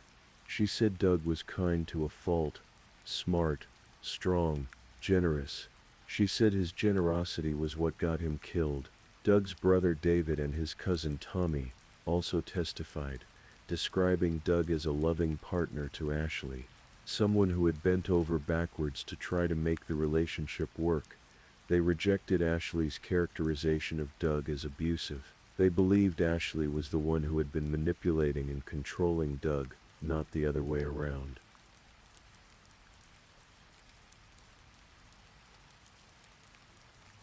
The trial began in late July of 2024 at the Manatee County Judicial Center in Bradenton, Florida. It lasted 6 days. Both sides presented their evidence, their witnesses, their theories of what had happened. The jury listened to testimony from Eva, from Doug's friends and family, from Ashley's therapist, from the medical examiner, from detectives and investigators. They saw photos of the scene. They heard recordings of the 911 call. They examined the text messages between Doug and Ashley. On the evening of July 30th, after hours of deliberation, the jury returned with a verdict. Ashley Benefield was found not guilty of second-degree murder, but she was found guilty of the lesser charge of manslaughter with a firearm. When the verdict was announced, the judge immediately revoked Ashley's bond. She was taken into custody by the Manatee County Sheriff's Office. Outside the courthouse, reactions were mixed. Doug's family expressed relief that Ashley had been held accountable, though they were disappointed she hadn't been convicted of murder. Eva said she felt justice had been served. She believed her father was the victim, not Ash. Ashley's supporters, including her mother Alicia and her young daughter Emerson, had been holding vigils outside the courthouse throughout the trial. They maintained that Ashley had acted in self-defense, that she had been a victim of abuse, and that the verdict was unjust. The case attracted significant attention on social media. Eva, who had a large following on TikTok, posted videos about the trial, sharing her perspective and her grief. Some people believed Ashley, others believed Doug's family. The case became in many ways a flashpoint for larger debates about domestic violence, about self-defense, about who gets believed and who doesn't. In December of 2024, Ashley returned to court for her sentencing hearing. She faced up to 30 years in prison for the manslaughter conviction. Both sides presented arguments about what an appropriate sentence would be. The defense asked for a downward departure from the minimum sentence. Ashley's attorney argued that she had acted under extreme duress, that she had shown remorse, that she had been diagnosed with post-traumatic stress disorder, and that Doug had been the initiator and aggressor. The defense argued that Ashley's mental state and the circumstances of the relationship should be taken into account. The prosecution pushed for the maximum sentence. They argued that Ashley had not shown true remorse, that she had consistently portrayed herself as the victim when the evidence suggested otherwise, and that her actions had devastated Doug's family and left a young child without her father. Doug's family spoke. Eva addressed Ashley directly, asking the question that had haunted her for 4 years. Why? Doug's brother David said he forgave Ashley, but that she had caused him the greatest loss he had ever experienced. Tommy spoke about the pain the family had endured, about the daughter Doug would never see grow up. Judge Matthew White considered all the arguments. He acknowledged that both sides were viewing the case through very different lenses. He found that some, but not all, of the defense's arguments for a reduced sentence had been proven. He noted the complexity of the case, the conflicting accounts, the difficulty of determining the truth when there were no witnesses to the fatal encounter. In the end, Judge White sentenced Ashley Benefield to 20 years in prison, followed by 10 years of probation. Ashley has 30 days to appeal the sentence. As of now, she remains in custody, serving her time for the death of Doug Benefield. The story of Doug and Ashley Benefield raises profound questions that have no easy answers. Was this a case of domestic violence, where a woman finally fought back against an abuser who had tormented her for years? Or was it a case of manipulation and murder, where a woman systematically worked to eliminate the father of her child? The truth, perhaps, lies somewhere in the complexity of their relationship. Relationships are rarely simple. People are capable of both love and harm. Doug Benefield was, by many accounts, a devoted father, a generous friend, a man who believed in second chances and in the power of love to redeem difficult situations. He was also someone who, in a moment of anger, fired a gun into his own ceiling. He was someone whose friends worried about his judgment, about his refusal to walk away from a relationship that seemed to bring him nothing but pain. Ashley Benefield was a talented young woman with dreams of building something meaningful in the world of ballet and in her personal life. She was also someone whose allegations of abuse were repeatedly investigated and found to lack credible evidence. She was someone who, whether out of genuine fear or calculated manipulation, worked tirelessly to keep Doug away from his daughter. What happened on the night of September 27, 2020? Only 2 people know for certain, and one of them is no longer here to tell his side. The jury believed that Ashley's actions constituted manslaughter, not murder, suggesting they found her account at least partially credible, or that they had reasonable doubt about her intent. But they also found her guilty, indicating they did not fully believe her claim of self-defense. Eva Benefield is left to navigate life without her father, the man who had been her rock after her mother's death. Emerson is growing up without her father, too young to remember him, shaped by the conflicting narratives that surround his death. Alicia Byers has watched her daughter go to prison. Doug's family continues to grieve. The American National Ballet, that dream of an inclusive revolutionary dance company, collapsed within months of its founding, leaving behind only disappointment and broken promises. Doug's hopes for a second marriage, for a new family, for happiness after the loss of his first wife, ended in tragedy. And so we close this story not with neat resolution, but with the messy reality of human lives entangled in ways that led to an irreversible moment. A moment where, in a quiet house in Florida, two people faced each other, and one made a decision that ended a life and changed so many others forever.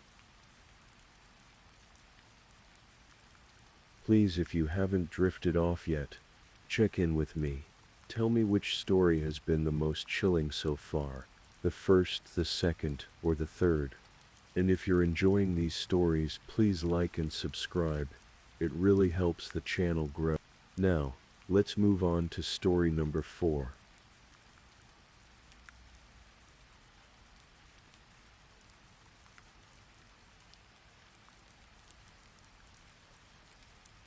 Story 4.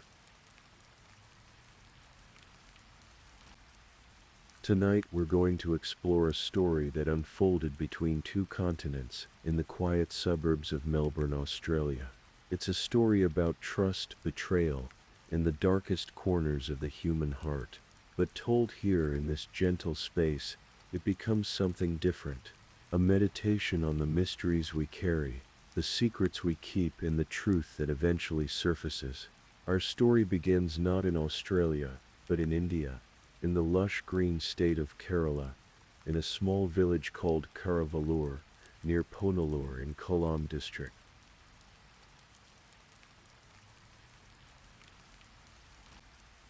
Picture a village church, the Bethel Martama Church, Sunday mornings filled with hymns, young voices rising together in harmony. Among those voices was a young man named Sam Abraham. Sam had a gift for singing, a warmth in his voice that drew people in. He was gentle, soft-spoken, deeply religious, the kind of person who led the choir not through authority but through genuine love for the music and the community. In that same choir was a girl named Sophia. She was his neighbor, someone he'd known his entire life. Their families knew each other well.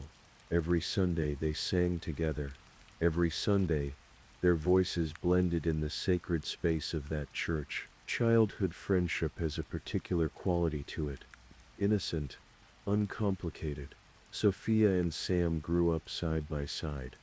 And as often happens with childhood friends, somewhere along the way, that friendship transformed into something more. Love bloomed quietly, naturally, the way it does when two people already know each other's rhythms and silences. By the time they reached college in Kottayam, Sam and Sophia were in love. Sam spoke to his father first, then Sophia spoke to Sam's parents. It seemed inevitable, natural. Both families approved. Sophia's father was a retired defense officer.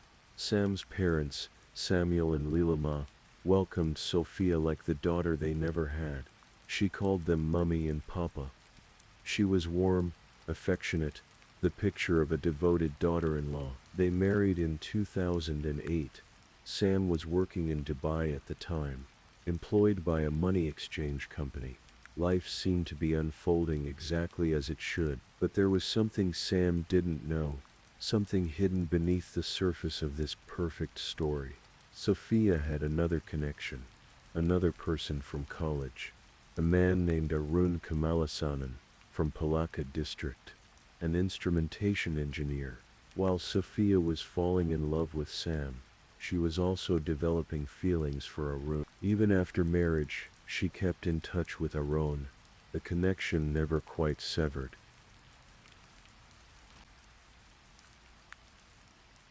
In 2013, Sophia's sister Sonia was already living in Melbourne, working as a nurse, She helped Sophia secure a position there. Sophia moved first, Melbourne, a sprawling city on Australia's southeastern coast, a place of opportunity, of new beginnings. Sam joined her later that same year, finding work in Melbourne. They had a son by then, a little boy who was the center of their world. The family settled in Epping, a suburb in Melbourne's north, a 3-bedroom house, a quiet street. They continued what they'd always done. They sang in the choir at a local Martoma church, devotional songs. Sam's voice, still warm and inviting.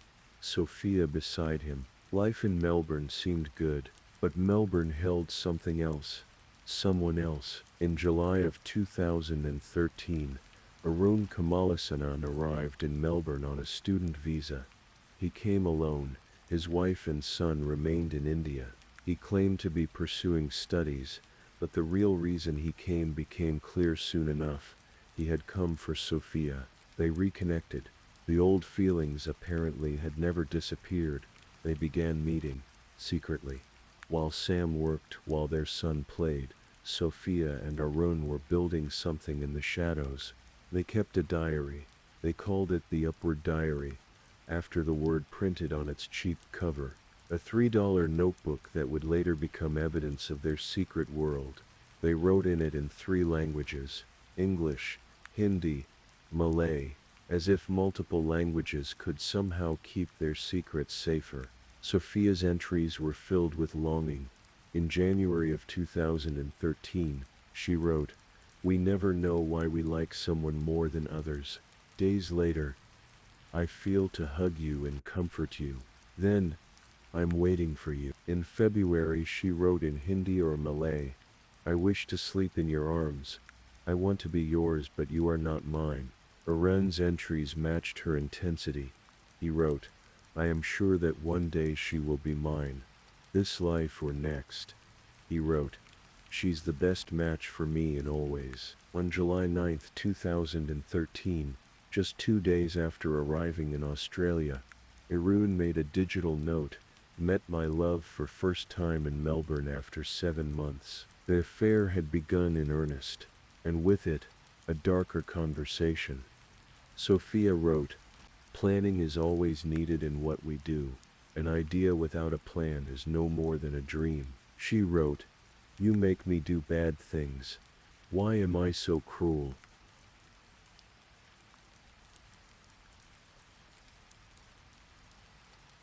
By 2015, Sam was beginning to notice changes.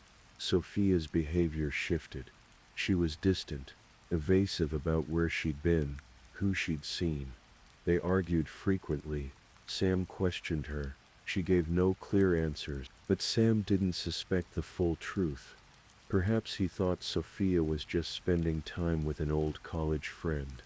Perhaps he trusted her too much to imagine anything worse. In July of 2015, something happened that should have been a clear warning. Sam was at Lalor train station, getting into his car.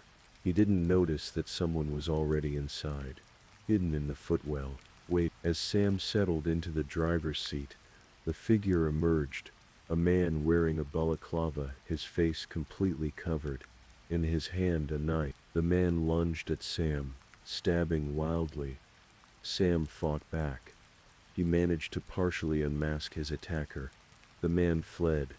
When police examined the car, they found cable ties, material scraps, handcuffs. This had been planned.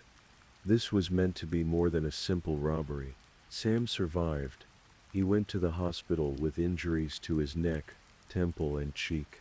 He filed a police report, but he said he didn't recognize the attacker. Did he truly not recognize him, or was he protecting someone? Hoping against hope that his marriage could survive, Sam returned home to recover. Sophia was there, concerned, caring, playing the role of worried wife. Police investigated but found no leads. The case went cold, but Sam knew something now. Something had fundamentally changed. He was afraid. In October of 2015, Sam took his family back to Kerala for a visit. 2 weeks with their families. For Sam's parents it was a joyful reunion. But Sam seemed troubled. He pulled relatives aside. He said things that haunted them later. To his father, Sam said, "I want to be buried near my grandfather's grave." To his relatives he said, "Next time I come back here, it will be in a coffin." His family laughed uncomfortably. They thought he was being dramatic. Surely he didn't mean it.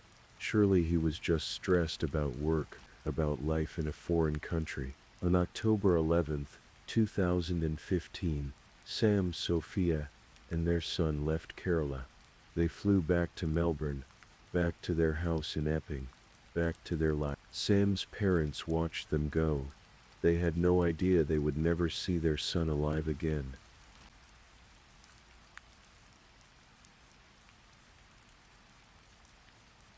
October 13th, 2015, evening in Epping. The family was home. Their son, now 6 years old, was there. Sam, Sophia, and the boy had dinner together. Sophia made an avocado milkshake. She gave it to Sam and their son. She drank one herself. It tasted fine, normal. But Sophia's milkshake was different from theirs. Hers had no sedative. Theirs did.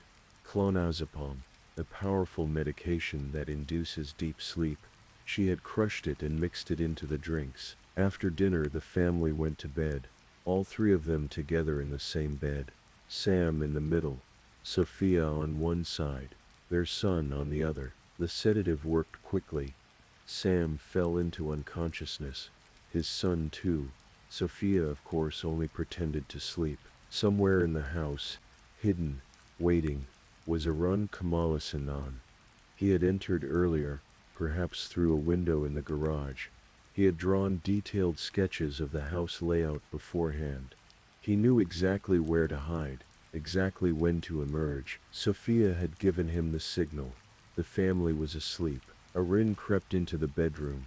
He carried with him a glass of orange juice. But this was not ordinary juice. Dissolved in it was cyanide, a lethal dose. Sam lay unconscious, defenseless, his mouth slightly open as he breathed. His 6-year-old son slept beside him, innocent and unaware. Arun poured the poisoned juice into Sam's mouth. Slowly, bit by bit. The human body has a swallowing reflex even in sleep. When liquid enters the throat, we swallow automatically.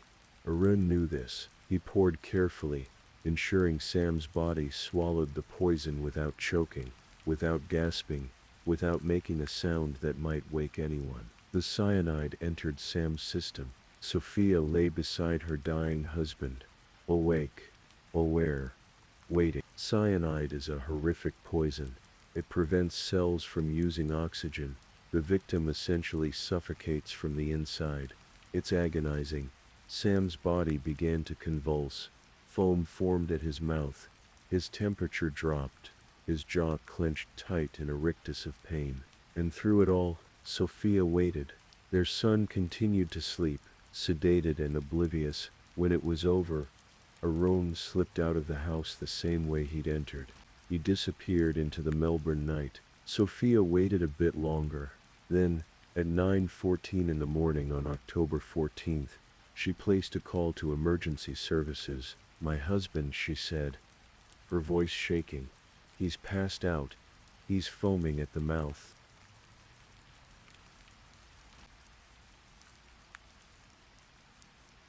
Paramedics arrived at 9:27. They found Sam Abraham in bed, cold, stiff, foam around his mouth, his jaw locked shut. They attempted CPR. They tried everything, but Sam had been dead for hours. Sophia screamed. She called her sister Sonia, who rushed over. She called a friend. She wept. She held their son, who was waking up now, confused and frightened. The paramedics saw no obvious signs of foul play. A young man, 33 years old, apparently dead of sudden cardiac arrest. Tragic, but it happened. Sam was declared dead. The initial assumption was a heart attack. Sophia played her role perfectly. She called Sam's parents in Kerala. her voice breaking with grief. She called relatives. Everyone offered condolences. Everyone rushed to comfort her. 3 days later, on October 15th, Sam's body was prepared for transport. Sophia wanted him buried in Kerala, she said, at home, where he belonged. His parents agreed, grateful that their son would rest in familiar soil. On October 18th, Sam Abraham's body arrived in Kerala. The funeral was held. He was buried behind his family home near his grandfather's grave, exactly where he'd asked to be laid to rest. Sophia stood at the funeral, dressed in mourning clothes, tears streaming down her face. She hugged Sam's parents. She comforted their son. She was the picture of a devastated widow. The community rallied around her. The Malayali diaspora in Melbourne even raised about 30,000 Australian dollars to help the grieving family. Everyone believed Sophia was a victim of cruel fate, a young widow with a small child, trying to navigate an impossible loss. After the funeral, Sophia returned to Melbourne with her son. She moved to a different apartment in the same area. She continued to call Sam's parents every Saturday, her voice still heavy with grief. They talked about their grandson. They tried to comfort each other, but something was happening behind the scenes. Something Sophia didn't know about. Let your body become heavy. Feel yourself sinking into sleep. Dr. Michael Burke of the Victorian Institute of Forensic Medicine performed the autopsy on Sam Abraham. He was thorough, methodical, and what he found didn't match the story of a heart attack. Sam's stomach contents showed something unexpected. Cyanide. A significant amount, in his blood. In his liver. The cause of death was clear. Cyanide poisoning. There was also something else. Traces of a sedative in his system. Clonazepam. Dr. Burke documented everything. He sent his report to Victoria Police, and the police made a decision. A crucial strategic decision. They didn't tell Sophia. They didn't reveal what they'd found. They let her believe she'd gotten away with it. They let her think Sam's death would remain classified as natural causes. And then they watched. They obtained warrants. They began monitoring Sophia's phone calls. They followed her. 6 surveillance officers were assigned to track her movements. For months they watched, and slowly Sophia's mask began to slip.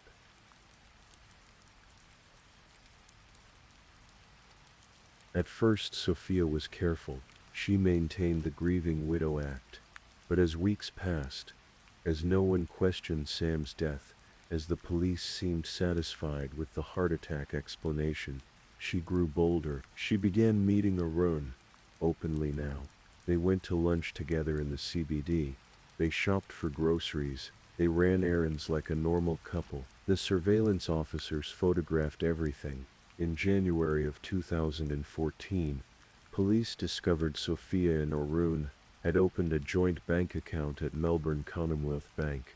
They were pooling their money, planning a future together. Sophia transferred Sam's car registration into Arun's name. She used Arun's address when sending money back to Kerala. The police recorded their phone calls. Over 6,000 conversations, 100 hours of audio. They had translators convert the Malayalam conversations to English. The diary was recovered.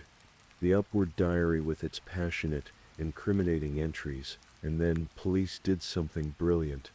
They sent in an undercover officer, someone to befriend Arun, to gain his confidence, to get him talking. It worked. In a recorded conversation, Arun spoke freely. "I took that guy off," he said. "I went there with the powder sleeping pills, and I gave it." He described hiding in the house, drugging the entire family, including Sophia and the child, waiting until everyone was unconscious, then forcing the cyanide-laced juice into Sam's mouth. He said he'd planned it all, that Sophia hadn't known, that he'd done it to free her. But the evidence told a different story. Sophia's diary entries, her planning notes. Planning is always needed in what we do. The joint bank account, the car transfer, The way she'd lied about Sam's cause of death. The way she'd brought his body back to Kerala and buried him quickly, before too many questions could be asked. On August 12, 2016, nearly 10 months after Sam's death, police made their move. Sophia and Arun were arrested. When the remand order was read in court, they stood expressionless. Sophia dressed neatly, her shoulder-length dark hair down, a large necklace around her neck. At one point, she put her face in her hands. Her family sat in the courtroom, visibly distressed. Arun stood in silence, processing what was happening. The investigation was complete. Now came the trial.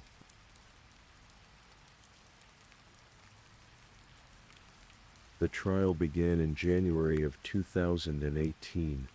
A 14-member jury heard the case. The prosecution laid out the evidence methodically: the diary entries, the phone records, the surveillance footage, the joint bank account, the car transfer, the undercover recording, the autopsy results, the cyanide, the sedative, the sketch Arun had drawn of Sam's house, showing exactly where he'd hide, exactly where he'd wait, the previous attack at Lalor train station, 3 months before the murder, the balaclava, the knife, the cable ties, and handcuffs found in Sam's car. Police now had evidence that Arun had been the attacker that day too. The first attempt had failed, so they tried again. Dr. Burke testified about the involuntary swallowing reflex. How liquid poured into a sleeping person's throat will cause them to swallow automatically. How this explained the cyanide in Sam's stomach. The defense attorneys tried. Sophia's lawyer argued it was impossible for her to let her husband die with their child sleeping right beside them. Arun's lawyer pointed out that his fingerprints weren't found at the crime scene, but the evidence was overwhelming. On March 21, 2018, the jury returned their verdict: guilty. Both of them, murder. Sophia asked for leniency because of her young son. The prosecution responded coldly. She showed no thoughts for the child who woke up to find his father dead beside him. Arun's lawyer produced medical documents claiming mental illness. Arun's elderly parents, his wife, his child, all wrote letters pleading for mercy. The court was unmoved. On June 21, 2018, Justice Paul Coughlin delivered the sentences in the Victorian Supreme Court. Sophia and Arun sat meters apart in the packed courtroom. They said nothing as Justice Coughlin spoke. To Arun, the judge said, "I am satisfied from the evidence that you are the architect and driving force of the murder of Sam Abraham. I am satisfied that your conduct was premeditated." He noted that Arun had attempted to fabricate mental illness over 3 years as part of a plan to escape culpability if caught. He described the murder as probably excruciating for the victim. Arun Kamalasanan was sentenced to 27 years in prison, with a minimum of 23 years before parole eligibility. To Sophia, Justice Coughlin said, "You are the friend and wife of Sam Abraham, and your actions were a fundamental breach of trust and must be strongly denounced by the court." He admitted it was difficult to know conclusively what role she played, but concluded, "He could not have been murdered without your knowledge and acquiescence." He noted she showed no remorse. She wore black from head to toe during sentencing, her eyes downcast. Sophia Sam was sentenced to 22 years in prison, with a minimum of 18 years before parole eligibility. The following year, in August of 2019, Arun appealed his sentence. The Supreme Court of Victoria found it disproportionate compared to Sophia's sentence. The court recognized Sophia as a full and willing participant who played an equal role. Arun's sentence was reduced to 24 years, with parole eligibility after 20 years. Their convictions, however, stood. The appeals against the guilty verdicts were denied. Arun won't be eligible for parole until at least 2041.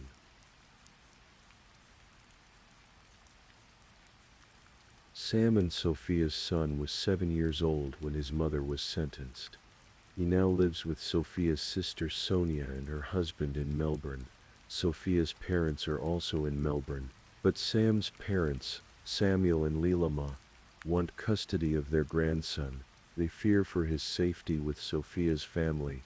Samuel told reporters, "It is not safe to keep him there with that family. How can you keep him with the family of the person who murdered his father? They worry about what will happen as the boy grows older, as he understands what his mother did." They've contacted the Indian External Affairs Ministry. They video chat with their grandson once a month, but Samuel says the boy doesn't speak much, surrounded as he is by Sophia's family. Samuel told reporters he believes Sophia's mother knew everything, that the family is convinced Sophia and Arun are innocent, that the case was fabricated. The case attracted massive media attention across India and Australia. The Malayali community was shocked. The betrayal felt personal. Everyone had known the family. Many had contributed to the fundraiser for Sophia after Sam's death, only to learn later they'd been supporting a murderer. Sam's parents still remember Sophia as the girl who called them Mummy and Papa, the girl who sang in the choir beside their son, the girl they welcomed as a daughter. "We knew this girl right from childhood," Samuel said. "She was loving and polite. She used to call us regularly until a few days before she was arrested." The disbelief remains. How could the girl they raised as a daughter commit such a betrayal? And Sam's final words haunt them. "Next time I come back here, it will be in a coffin." He knew.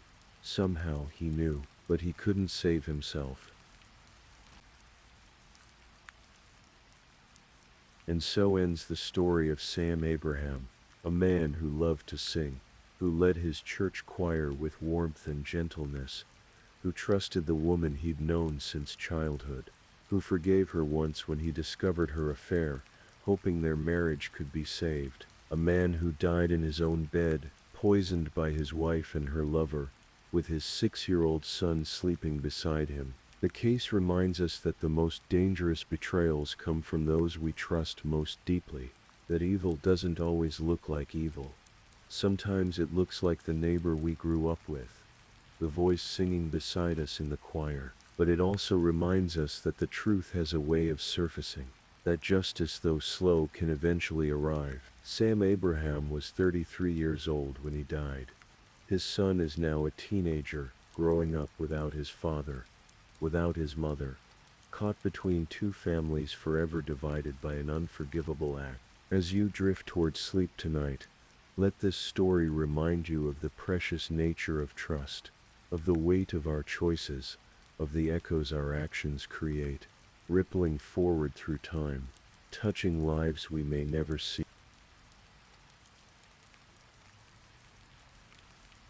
If you're still awake and listening, let's move on to our last story.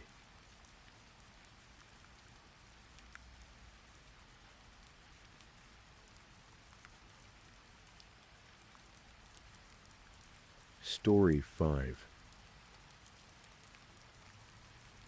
In the summer of 2018, James and Michelle Butler made a decision that many people only dream about. They decided to rent out their home in Rumney, New Hampshire, pack up their lives into a recreational vehicle, and travel across America. James was 48 years old. He had spent 21 years serving in the United States Navy as an air traffic controller aboard the USS Enterprise, one of the most famous aircraft carriers in American history. He had raised 2 children in Virginia, where the massive naval base at Norfolk had been his home port for years. After retiring from the Navy in 2010, James had returned to New Hampshire to spend time with his aging mother. It was during those years at a local darts tournament that he met Michelle. Michelle was 46, warm and adventurous, with a spirit that matched James's own. They married in May of 2015, and by all accounts they were inseparable. After James's mother passed away, the couple worked various jobs. James built homes and managed a local Walmart, but something was calling to them. Something bigger than the routine of everyday life. So they made their choice. they would become full-time travelers. They rented out their Rumney home and purchased a recreational vehicle. At first, they took seasonal jobs at oil rigs in the Southwest, working in Arizona and other remote locations. The work was hard, but it funded their adventures. Between jobs, they explored the country, sharing their journey on Facebook with family and friends back home. Photos of desert sunsets, mountain vistas, open roads stretching to the horizon. Their loved ones followed along with joy and perhaps a touch of envy. James's sister, Deborah Van Loon, later recalled how the couple would drive up to an hour just to find cell phone service so they could video call with Michelle's young granddaughter. They spoke to family every few days, keeping everyone updated on their travels.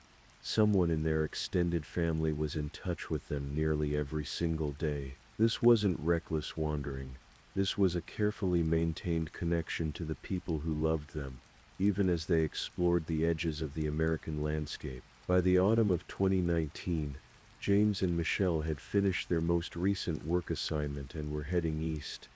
Their next destination was Fort Lauderdale, Florida, where they had secured jobs selling Christmas trees for the holiday season. It was mid-October, and they were making their way along the Gulf Coast of Texas. On October 15, 2019, Michelle posted on Facebook that they had arrived at Padre Island, near Corpus Christi, Texas. It was a beautiful stretch of beach, miles of sand and seagrass, with the Gulf of Mexico stretching out in endless blue-green waters. They parked their truck and travel trailer in an area known locally as the Bull, a popular camping spot for travelers and beach lovers. The air was warm, the sound of the waves was constant and soothing. The next day, October 16th, Michelle sent a text message to a friend. It was 1:13 in the afternoon Eastern Time. That was the last anyone would hear from them.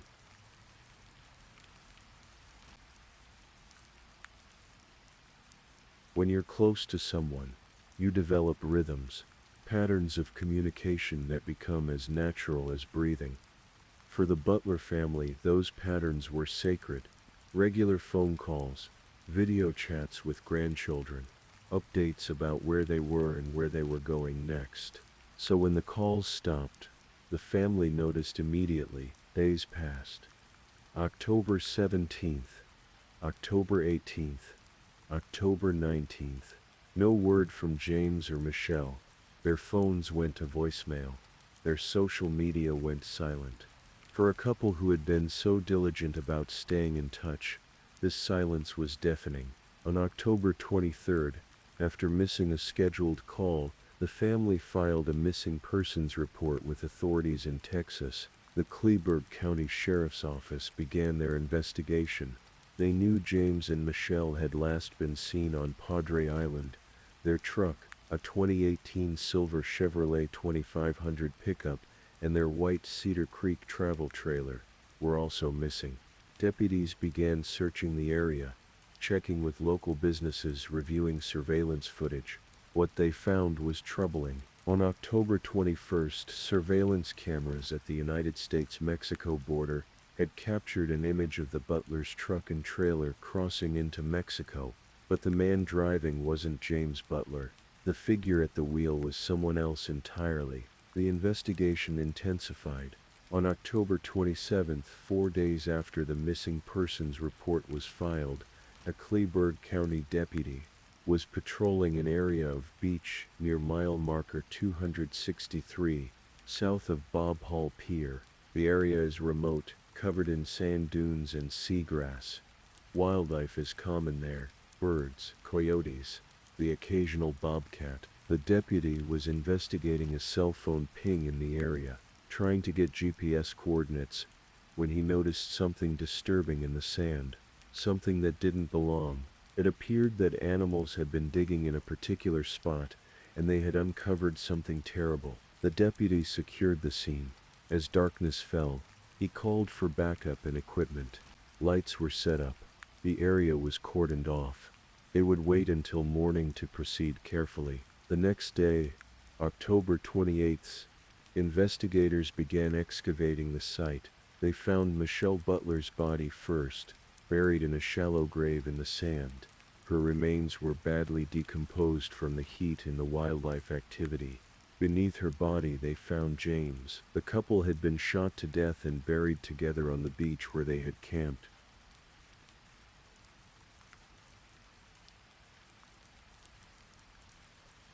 The Kleberg County Sheriff's Office now had a double homicide on their hands. Lieutenant David Mendoza led the investigative team. The entire department's resources were committed to finding whoever had done this. Investigators worked meticulously. They processed the crime scene. They collected evidence. They reviewed surveillance footage from businesses and border crossings. They interviewed anyone who might have seen the Butlers or their vehicle in the days before they disappeared. And slowly, a picture began to emerge. On October 13th, 6 days before the Butlers sent their last text message, a Texas park ranger had conducted a routine traffic stop on Padre Island. The vehicle was a gray Chevrolet pickup truck with Utah license plates. The driver was a man who wasn't wearing his seatbelt. The ranger gave him a warning citation and let him go. The driver's name was Adam Curtis Williams. Williams was 33 years old, originally from Logan, Utah. He had an extensive criminal history. In 2010, he had been arrested after a 3-month drug investigation that turned up 2 pounds of marijuana, over $3,200 in cash, 4 stolen firearms, more than 1,000 hydrocodone pills, and drug paraphernalia. He had served over 8 years in federal prison for weapons and drug distribution charges. He had been released in December of 2018, less than a year before the Butlers disappeared. But his troubles hadn't ended with his release.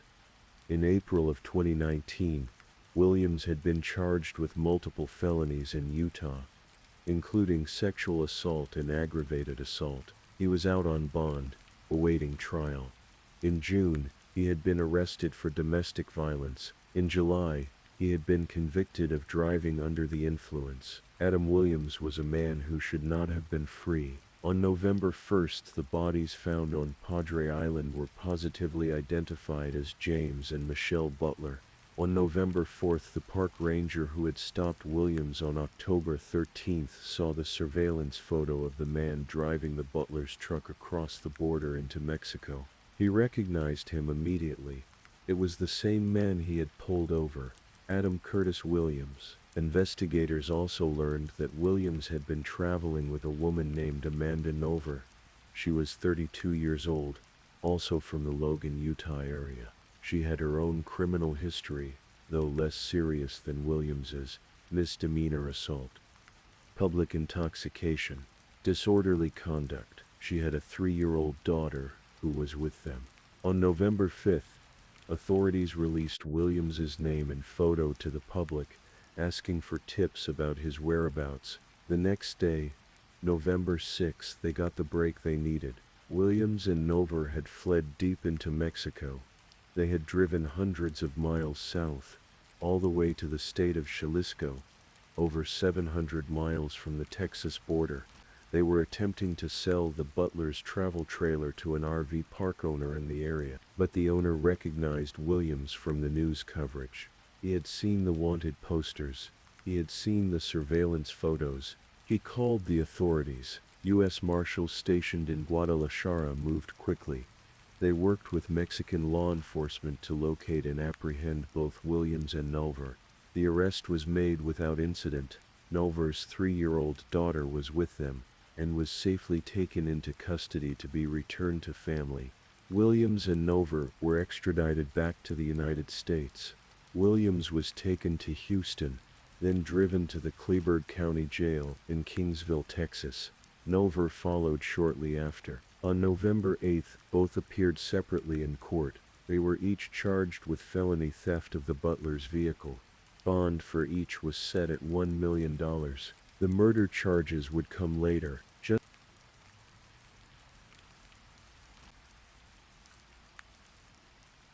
Justice is not always swift. In fact, it rarely is. For more than a year, the Butler family waited while evidence was processed. Texas crime labs, already dealing with enormous backlogs, were further slowed by the COVID-19 pandemic. Staff were reduced, testing procedures took longer, DNA analysis, ballistics reports, forensic evidence, all of it moved through the system at a pace that must have felt agonizing to those waiting for answers. District Attorney John T. Hubert told reporters in the summer of 2020 that the process simply wasn't as fast as anyone wanted it to be. But the investigation continued, slowly, methodically. On November 5, 2020, more than a year after the Butlers died, Adam Williams and Amanda Nover were indicted by a grand jury on charges of capital murder. The indictment stated that they had knowingly caused the death of James and Michelle Butler by shooting them with a firearm. Prosecutors made it clear they would seek the death penalty for Williams. Amanda Nover faced the same capital murder charges, though prosecutors indicated they might be willing to negotiate a plea deal in her case. The legal proceedings moved forward. Slowly, court dates were set and postponed. The pandemic continued to delay trials across Texas. Williams and Nover remained in custody, each held on million-dollar bonds. In June of 2021, prosecutors formally announced they would pursue the death penalty against Williams if he was convicted, but Williams and his attorneys were working on an alternative. On November 10, 2021, Adam Curtis Williams appeared in court and entered a guilty plea. He pleaded guilty to capital murder. He pleaded guilty to tampering with evidence related to burying the bodies. He pleaded guilty to unlawful use of a firearm. He pleaded guilty to theft. In exchange for his guilty plea, prosecutors agreed to take the death penalty off the table. Williams was sentenced to life in prison without the possibility of parole. His sentences for the other charges, also life sentences for the first-degree felonies of theft and tampering with evidence, plus 20 years for the firearm charge, would run concurrently. He would never leave prison. 3 months later, on February 15, 2022, Amanda Nover appeared before Judge Jack Pulcher via video conference from the Clayburgh County Jail. She pleaded guilty to murder, a lesser charge than capital murder. She also pleaded guilty to tampering with evidence, being a felon in possession of a firearm, and theft. As part of her plea agreement, Nover was sentenced to 20 years in prison. She received 10 years for each of the other charges, but because the sentences would run concurrently, she would serve 20 years total. The plea deals meant the full details of what happened to James and Michelle Butler that day in October 2019 would never be fully aired in a public trial. But prosecutors stated that Williams and Nover had shot the couple during what they described as a criminal transaction. The evidence suggested that Williams, desperate and facing serious criminal charges back in Utah, had targeted the Butlers for their vehicle and trailer.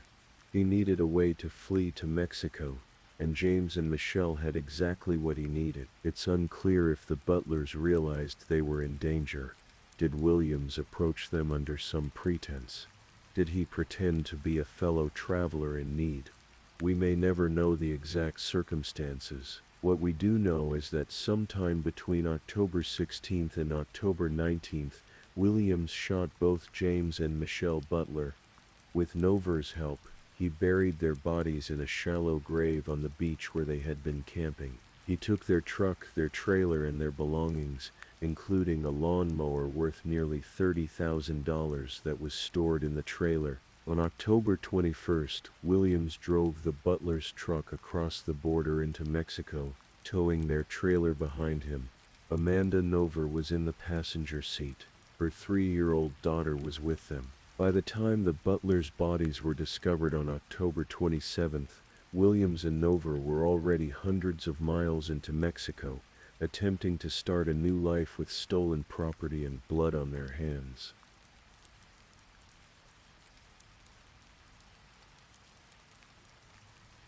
In Rumney, New Hampshire, the small town where James and Michelle had lived before beginning their journey, the community gathered to mourn. A vigil was held on the town common. Strangers and friends alike came together to remember a couple who had been known for their kindness and generosity. George Bonfiglio, who owned the Rumney Village store, remembered how James had come over with his tool belt to help renovate the building when Bonfiglio first purchased it. Michelle had been one of the store's first employees. They had worked side by side, always together, always willing to help. They were just great, outgoing people, Bonfiglio said. Down in Texas, on Padre Island, another vigil was held near where the butlers' bodies had been found. Local residents, people who had never met James and Michelle, erected 2 crosses in their memory. They came out to the beach to pay their respects to 2 travelers who had come to enjoy the beauty of the Texas coast and had their lives stolen from them. The Butler family established a GoFundMe campaign to help bring James and Michelle's remains home to New Hampshire and to cover the costs of memorial services. The response was overwhelming. People from across the country contributed, moved by the tragedy and wanting to help in some small way. James's sister, Deborah Van Loon, spoke to reporters multiple times during the investigation and trial. Her grief was evident, but so was her determination to see justice done. "I hope to find out what they did, why they did what they did," she said. "And if it was them, I want them to pay for what they did." When Williams and Nover were finally captured and charged, Van Loon expressed relief. When they were sentenced, she could finally feel that some measure of justice had been achieved, even though it could never bring her brother and sister-in-law back. The ashes of James and Michelle Butler were returned to New Hampshire in December of 2019. A celebration of life was held in January of 2020, giving family and friends a chance to gather, remember, and begin the long process of healing.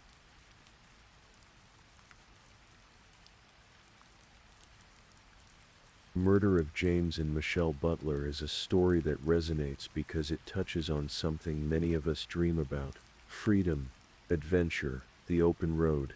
The idea of selling everything, packing up and seeing the country, living simply, experiencing life rather than just passing through it. James and Michelle were living that dream. They weren't wealthy. They worked seasonal jobs to fund their travels. They stayed in touch with their family. They were responsible, careful, loving people who happened to want something more than a conventional life. And they encountered someone who saw them not as people but as an opportunity. Adam Williams was a career criminal who had been given chance after chance by the justice system.